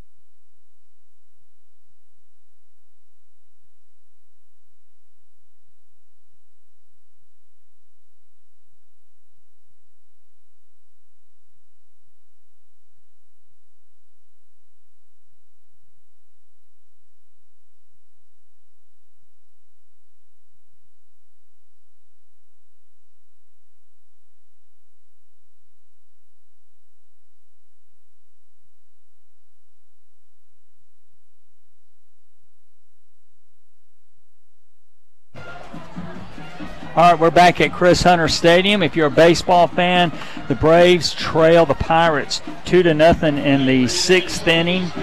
So we've got that going on. This is the time of year, Matt. You have college football, high school football, and Major League Baseball all going on at the same time. Yankees and Tigers are tied at 4. Cubs and Phillies tied at 1, and the Red Sox trail the White Sox in a rain delay 3-0. Back here at Chris Hunter Stadium, it's going to be 3rd down and about 5. Godfrey hands the ball off to a man trying to go to his left, and Darlington strings that play out, and he is going to be tackled at about the, well, let's see where they get it. They get him down at the 18, I think.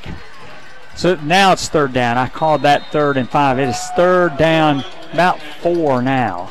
Yeah, we've reached that time of year, Steve, where people that know me and are close to me realize that on Friday nights, it's high school football, on Saturdays it's college football. If it doesn't revolve around those two things, the answer is no. I'm not going to be able to make it. And Tanya understands that, and she's all about it too, man, which is the good thing. There you go. There you go. All right, 3rd down and about 4 for Sonoraville, and timeout called by the Phoenix. So 11:15 to play in the football game, Matt. Darlington up 7-0, and you've got this these two teams here slugging it out. Sonoraville, a 3A team. Of course, they are breaking in a new quarterback, but they've got some experience and depth on the offensive and defensive lines. The Tigers, they're just playing everybody. They are. That they can get in. And, obviously from the standpoint of the playoffs, this is not an important game, but it's such an important game because of what they're experiencing with a new quarterback and getting used to that situation, to have this game, then have a bye week next week, and then get into region play. And so this is such a key situation here to get everybody on the same page before they get into the games that are going to apply to whether they make the playoffs or not. Well, and for Darlington, because of the private school power strength of schedule, the power rankings, this is a big game because this is a higher classification school, so it's a really big game later in the season to figure out where you are in the power rankings. Godfrey in a shotgun formation. He's going to fake the handoff, and he actually gave the ball to a man who gets swarmed over. I did not catch that. I thought Godfrey kept the ball, but he did not keep the ball. He'd handed the ball to Ben Burns. Ben Burns squirted out, tried to get to the outside, and then he got slung out of bounds for a loss. See, that's one of the things I have to get used to, because typically the teams that I call are in 7AA and in the AA ranks. And, of course, in Georgia, the only situation in which you have the power rankings is in Single A, which is kind of interesting that that's the only classification that has that. Yeah, private schools and public schools, but the reason is so many private schools in Single A. Mm-hmm. And so that's the thing. But Darlington wins tonight. The Tigers will have beaten Pepperell, Coosa, and Sonoraville, all at higher classifications, which gives Darlington extra points when they're factoring in the power rankings. That's an unbelievable first few games, especially if you come away 3-0 out of those 3 teams. Mm-hmm. And then you hope everybody that you played wins a bunch of games. Right, right. Except when they play you, because their victories also help you in the power rankings. All right, 4th down, 4th and 4, and the ball is at the 18-yard line. Morrison going to kick it. He kicks a wobbly kick, a line drive. It's going to bounce at the 40, and it's going to keep rolling over midfield, and Demetrius Rogers makes a wise decision, Matt, getting away from that football. Indeed he did, and yet again you're going to have a situation here where the Darlington Tigers are going to have good field position. Not as good as their first 2 drives here of this half, but nonetheless still good field position. Yes, and this is one of those times where in the past, if you're a Darlington fan, you've watched Darlington try to grind this football down the field, running clock, converting first downs, and the Tigers need to do that right now. 10:48 to play in the football game. Darlington up 7-0. Tigers will be huddling, and I suspect we'll see some huddles on this drive as the Tigers try to run the clock down and convert moving the chains. Frank Manning in a shotgun formation. Man in motion. Demetrius Rogers right to left. He's trying to get to the corner, being chased, and he is going to be thrown for a loss of about a yard. And Sonoraville did a really good job that time, Matt, stringing that play out. They did. Lauren Howes got on top of him right there at the end of the play, but you're right. You could tell from the outset of that play that they were not going to be able to get enough space to get him going down the field. He lost one and also went out of bounds, which stopped the clock. And, people say, well, it's 10:41 left in the game. Is that big of a deal? Yes. When you're ahead, you always want that clock running. Demetrius Rogers coming out. Darlington getting the play in. Play clock down to 14. Wide out to the far side. 3 receivers bunched on the left. Frank Manning, he's going to hand it to Colin Rogers. 45. Colin Rogers is going to be tripped up, and he's going to hit the ground. Let's see where he got to. He got down to, or out to the 47. So the Tigers will have a third down and about 8. Yeah, I thought Tyson Daugherty did a good job there as the lead blocker to try to create a little bit of space for Colin, but he kind of got tripped up and went down. I thought he was going to get a little more out of that play than he did. Yeah, it sure looked like it.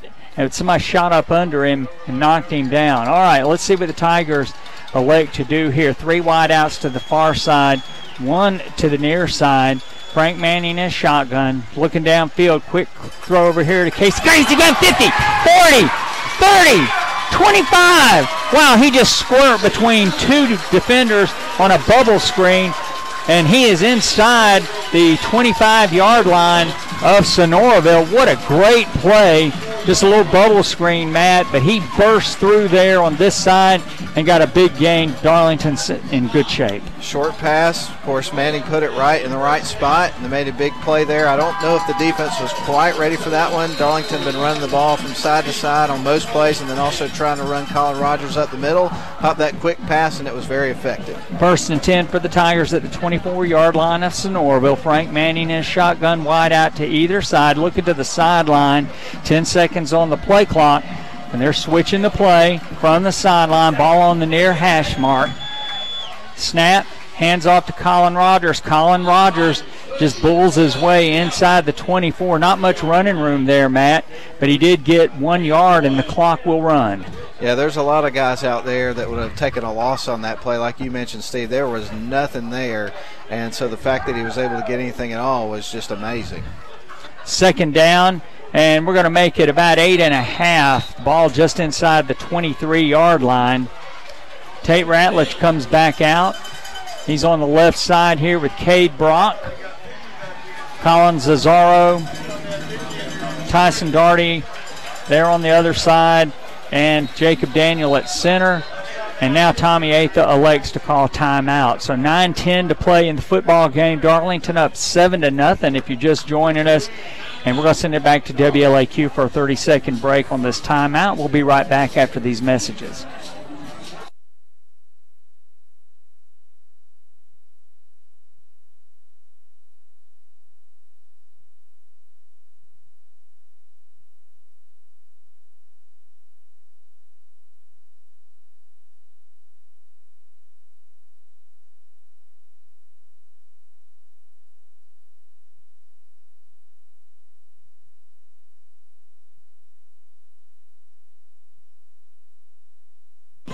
We're back, Steve. All right, ladies and gentlemen, we're back here. Darlington trying to drive to get some points to extend the 7-0 lead. And Braves now trail the Pirates 2-1 if you're interested in that. And Syracuse has extended their lead over Western Michigan. They were only up by 6 points a minute ago. Now they're up 48-35. That was an upset in the making. But it looks like Syracuse is going to survive that and extend that. Right now we got bigger fish to fry. 2nd down at about 8. The Darlington Tigers at the 23-yard line of Sonoraville. 3 wide outs to the far side, 1 to the near side. Quick pitch to Demetrius Rogers, and he's at the 20, 15, 14, 13 where he's knocked down. He'll have a 1st down. And that was just that little quick pitch that they run to him to the strong side and it's the wide side of the field, and he was able to use his speed to get to the outside. No question, and you can really see this offense in this second half coming to life. I know their last drive they had to punt it away, but that first drive with a short field was able to score, and now they're moving the ball again, and they just look like they have a lot of energy here in the second half, which can be hard to do when you've got a night where it's in the 80s and you're dealing with a lot of humidity and things of that nature, but they're really hanging tough in this game and playing hard. All right, 9:01 to play in the football game. Darlington up 7-0. 1st and 10 for the Tigers at the 11-yard line of Sonoraville. This is really a big drive. Tigers started at their own 45 with a big play to Casey Gunn, a bubble screen where he got great yardage to get Darlington down into a scoring position. And now the Tigers have a 1st and down at the 11. Frank Manning in a shotgun. Demetrius Rogers to his left. 2 wideouts to this side. He's going to hand it or fake it to Rogers and keep the football, and he is going to be dropped for a 2-yard loss. Yeah, Manning on that play, it looked like he was going to hand it off to Demetrius Rogers. He pulled it kind of in a delayed situation there, tried to run. There was just really nothing there for him at that point. 2nd down, Matt, and about 11.5 for the Tigers. The line to reach is the 1-yard line. Darlington trying to drive into the concession stand. Honeymoon Bakery icing on the cake player of the game after tonight's game. Colin Rogers, boy, he's been gunning for a huge special teams play to begin the third quarter, set Darlington up for their first touchdown. But right now, let's go back to a 2nd down and about 11.5. Frank Manning in a shotgun, and he is going to hand the ball to Colin Rogers, who cuts inside. Colin Rogers still on his feet. Touchdown! Holy cow, Matt. I think that he may have just put the icing on the cake right there. Boy, he must have heard us talking about it, and he wants some of those cupcakes that they have at the Honeymoon Bakery, or some sorbet or gelato. But, boy, he cut it up here on the left side and just weaved his way through the Sonoraville defense for a touchdown, and the Tigers now lead 13-0 with 7:47 to play here in the football game. No question about it. Of course, PAT coming up, and you're right, that was a great cut. We talked about him being a downhill runner, but he can also cut it pretty well as well. Alex Little to try the extra point. Here it is to Frank Manning. He gets a bad snap off the ground and puts it through. And now Darlington leads 14-0. And you know, Matt, you just see this offense right then. You know, the big play to Casey Gunn, but the rest of it was just trying to grind it out. No question about it. We talked about it at the beginning of the game for the people out there that felt like with Darlington losing their quarterback going into this game and questioning how competitive they would be at that point. We told you they would not fold the tent. They would find some ways to work around that, and they've done a great job, and we've watched them grow throughout the course of this game. They were really struggling in the beginning of the game, finding ways to move the ball, finding ways to get into scoring position, and now they're dialed in and they're finding ways to get what they need to do done. Yeah, and you know, the other thing is that early in the game, you could tell Frank had some butterflies, and you know, that was understandable, his first start. But boy, he has really done a great job here in the second half, handling the ball well and running the offense. Absolutely, and we talked about this before we got here to broadcast the game throughout the week. A lot of it just has to do with reps. I mean, obviously he wasn't getting a ton of reps, and until you get into that situation, it's pretty hard to develop into what you need to be. And so tonight he's getting some valuable experience and is doing a great job and is really stepping up and he's got his teammates' support. All right, Alex Little teeing it up at the 40-yard line on the near hash mark. Sonoraville with 2 men deep, and boy, you remember what happened the last time Darlington kicked off. A return from the 3 to the Darlington 20, so the Tigers need to have better kick coverage on this one. But here he comes, toe meets leather, high end-over-end kick, and it's going to come down in the end zone. That will be an automatic touchback. Wow, that is a good weapon right there. It is a good weapon, and when you look back at last year, I don't know about you, Steve, but it looks like Little has really worked on his leg strength in the offseason, because I don't remember seeing him kick one quite like that throughout last year. And he really did a great job there. And, you know, Sonoraville's had 4 offensive possessions in this half, Matt, and 3 of them have started at the 20 or inside of their own 20. That's pretty unreal. The only other one was after the long kick return by Blade Bryant, and Sonoraville was not able to convert that into points. Well, it's not totally out of reach for Sonoraville, but it's looking good for Darlington. They're keeping their energy up 14-0. And when you look at that slate, Pepperell, Coosa, and then AAA Sonoraville, to come away 3-0 in that non-region schedule would be unbelievable. All right, and here is a delay of game. Oh, my goodness. You know, a delay of game after a kick that went into the end zone. Very interesting. You know, that is, we actually saw that last night in the Texas A&M game. Did you really? Where Northwestern State got a delay of game after a ball was downed in the end zone. And I told Gina I'd never seen that before, and I've seen it twice in 2 nights. Okay, Cole Godfrey in a shotgun formation. He's looking over to his left. He's going to throw the ball complete, and that is to Ben Burns. And he is thrown down by Rolf Wilcox. That's going to be a gain of about 8. So after the penalty, that will be a second down, well, a gain of about 9. Well, actually, a gain of 8. It's out there on the 22. Godfrey in a shotgun, rolling to his right. He's looking downfield. He's going to throw the ball complete. And that was Wes McCormick who dove for a low ball, Matt. And that was a good throw by Godfrey. He got it out here as he was rolling, and it's complete out to the 37. And then to have a quarterback like that, Steve, that can throw the ball that well, as they progress throughout the season, it's going to be interesting to see how much they grow and improve throughout the year. He is a dangerous weapon. He is 2 wideouts to the far side. Tate Ratledge slips over to this side. Godfrey looking to his left. Ratledge is being double-teamed and complete to a man coming out of the backfield. Oh, the ball's down on the ground, and the Tigers have it. Darlington has got this ball, Matt. Wow. And you want to talk about a major turn of events. Ball ends up on the turf, and the momentum has totally swung in the favor of the Darlington Tigers, and they are seizing that momentum and totally taking advantage of it. Yeah, Cam Watson just grabbed him and wrapped him up in a bear hug, and then the ball got down on the ground, and the Tigers got it. I didn't see who recovered it, but that's a big, big turnover. And with 6:49 to play, 14-0 is the score. Darlington up, and the Tigers are in business at the 40-yard line of the Phoenix. And when you talk about field position throughout the night, how much of a difference has that made for the Darlington Tigers? Big time. Boy, especially in the second half. Sonoraville has looked at a long field on 3 of their 4 possessions, and it's very demoralizing.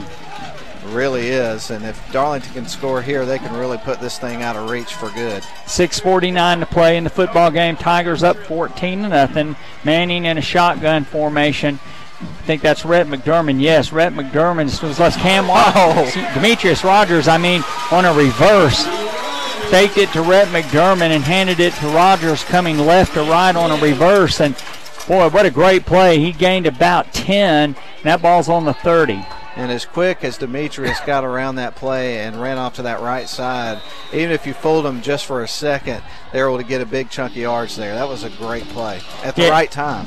At the right time, and it's just great watching him develop as a running back. You can just see him growing up, not just running the ball, but being a running back. All right, 2 wideouts to the near side.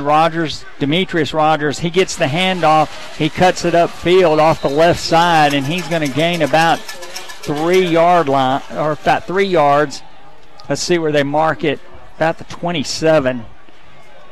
Darlington now not worried so much about the chunks of yards, but just getting some positive yardage on every play and letting that clock run.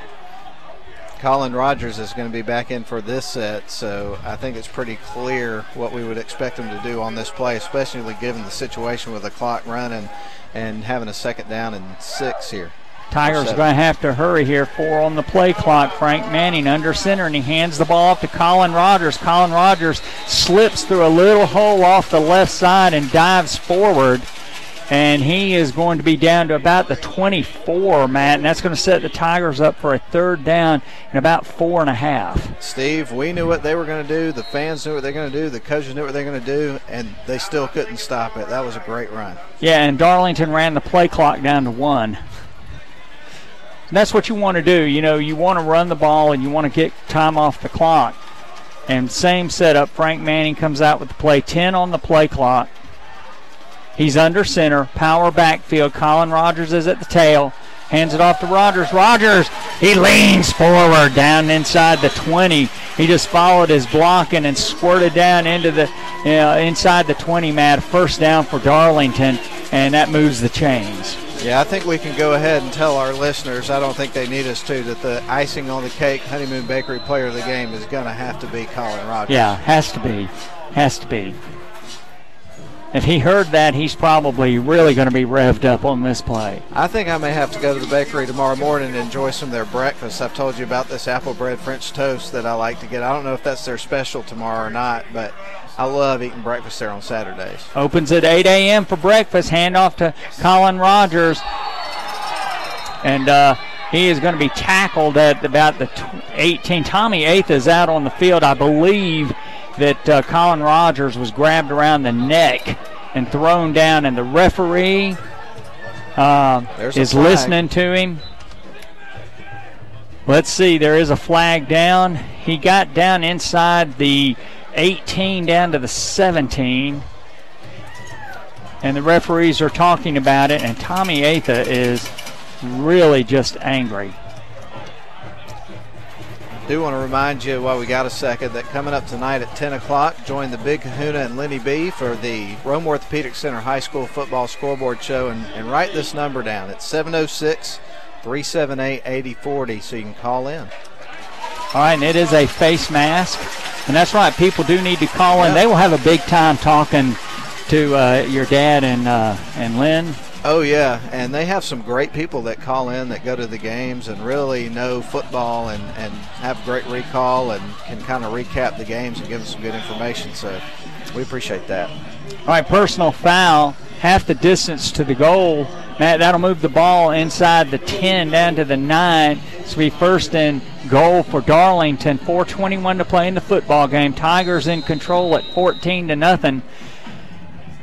And a score here, you know, it's one of those things, it either puts it out of reach or there are going to be a lot of miserable Darlington fans. All right, power I formation. Demetrius Rogers at the tail. Quick pitch. He's running to his left, and he is going to be swamped by about 7 or 8 Sonoraville defenders. He gets down to the 8-yard line, but right now the points are not nearly as important as the clock running. Yeah, keeping that clock running, and, you know, crazy things can happen in games, but when you got a team that plays sound, fundamental football like you see a Darlington team, it would take a heck of a lot to derail this train when they're rolling like this. Boy, the referees let about 15, 18 seconds run off before they set the play clock, so the Tigers can get this down inside 3:10 to play in the football game, Matt. All right, under 8 seconds on the play clock. Frank Manning in a shotgun hands the ball to Colin Rogers. Colin Rogers, touchdown! Holy cow, third touchdown of the night for Colin Rogers on an 8-yard touchdown run.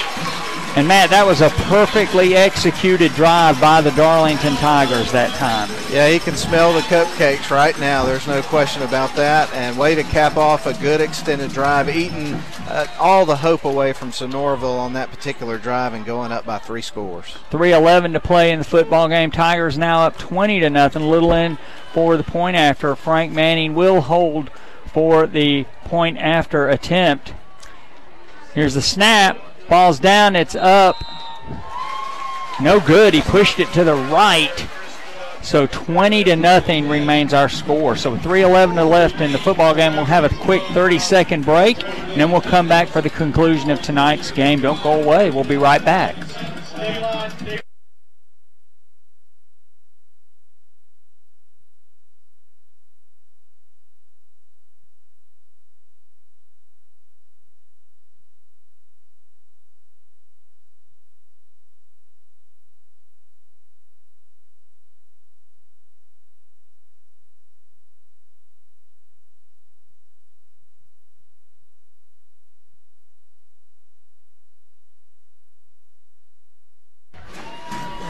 All right, we're back here at Chris Hunter Stadium. Ladies and gentlemen, scoreless at halftime, Matt, and the Tigers have put 20 points up here in the second half and held Sonoraville scoreless.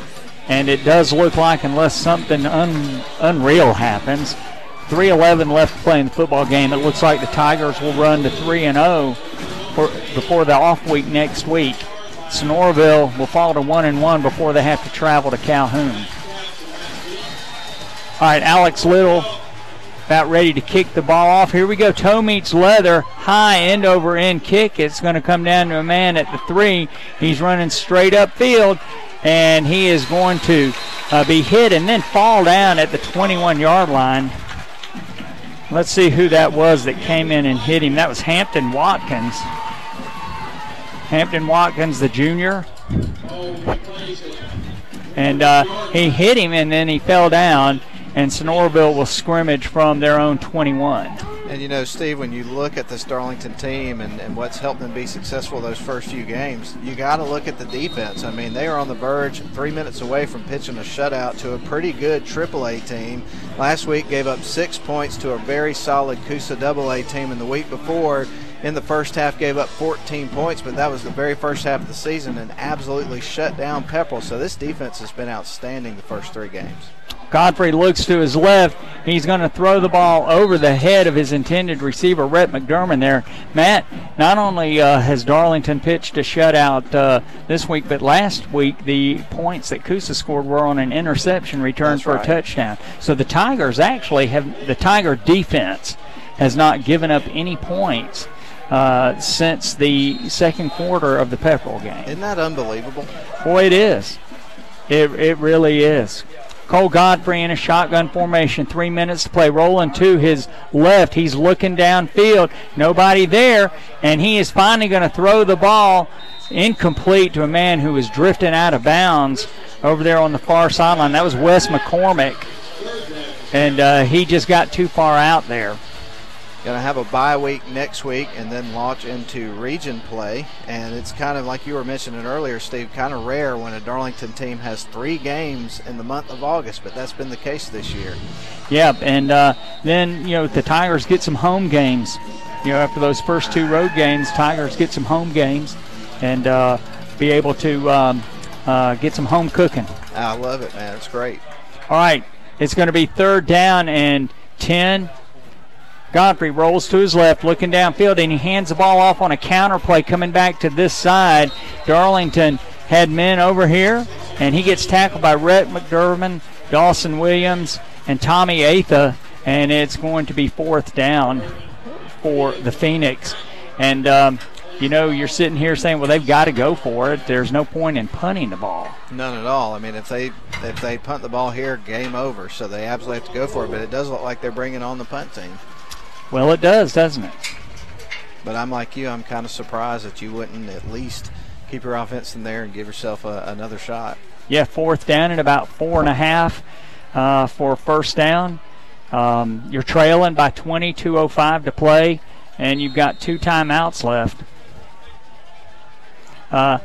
So Morrison back. He's standing at his 15. Here's the snap. And he's going to kick a line drive. It's going to come down to Demetrius Rogers. He drops it. It bounces right back up to him. He's at the 40, and he is going to stay on his feet. 45, 46-yard line, 47. So, man, that was an interesting thing. That ball bounced right back up to him, and then he was able to get a nice return out of it. No doubt, and he's one of those players that is showing people right now that anytime you kick the ball to him or anytime the ball's in his hands, you are holding your breath until he's down on the turf. 1:40 to play here in the football game. Darlington up 20-0. And the Tigers, again, as we said, they will be off next week. And we'll be back at Chris Hunter Stadium in 2 weeks. And I believe it's against Gordon Lee. See if we can find the schedule in here. Yeah, I'm pretty sure Gordon Lee's kind of struggled out of the gate. But at the same time, they're one of those teams that it seems like Darlington's usually has wacky games against them for some reason. Yeah, the program says away, but I have seen that that's a home game. Handoff to Luke McDermott off the right side. Luke McDermott squirts through a hole over there, and he's going to be crossing midfield, Matt, before he's brought down at the 47-yard line of Sonoraville. 1:25 to play. Clock is running. Darlington up 20-0 over Sonoraville. And the Tigers and the Phoenix both have 2 timeouts left. And my wife just pointed out that Patrick Shelley's in at quarterback, so I missed that. Glad to have him get an opportunity to get in there. Sometimes we need all the help we can get, huh, Steve? We do, Matt. All right, 1:01 to play here in the football game, and Sonoraville has called a timeout. And, Matt, you know, It's a great backdrop. I love how they have their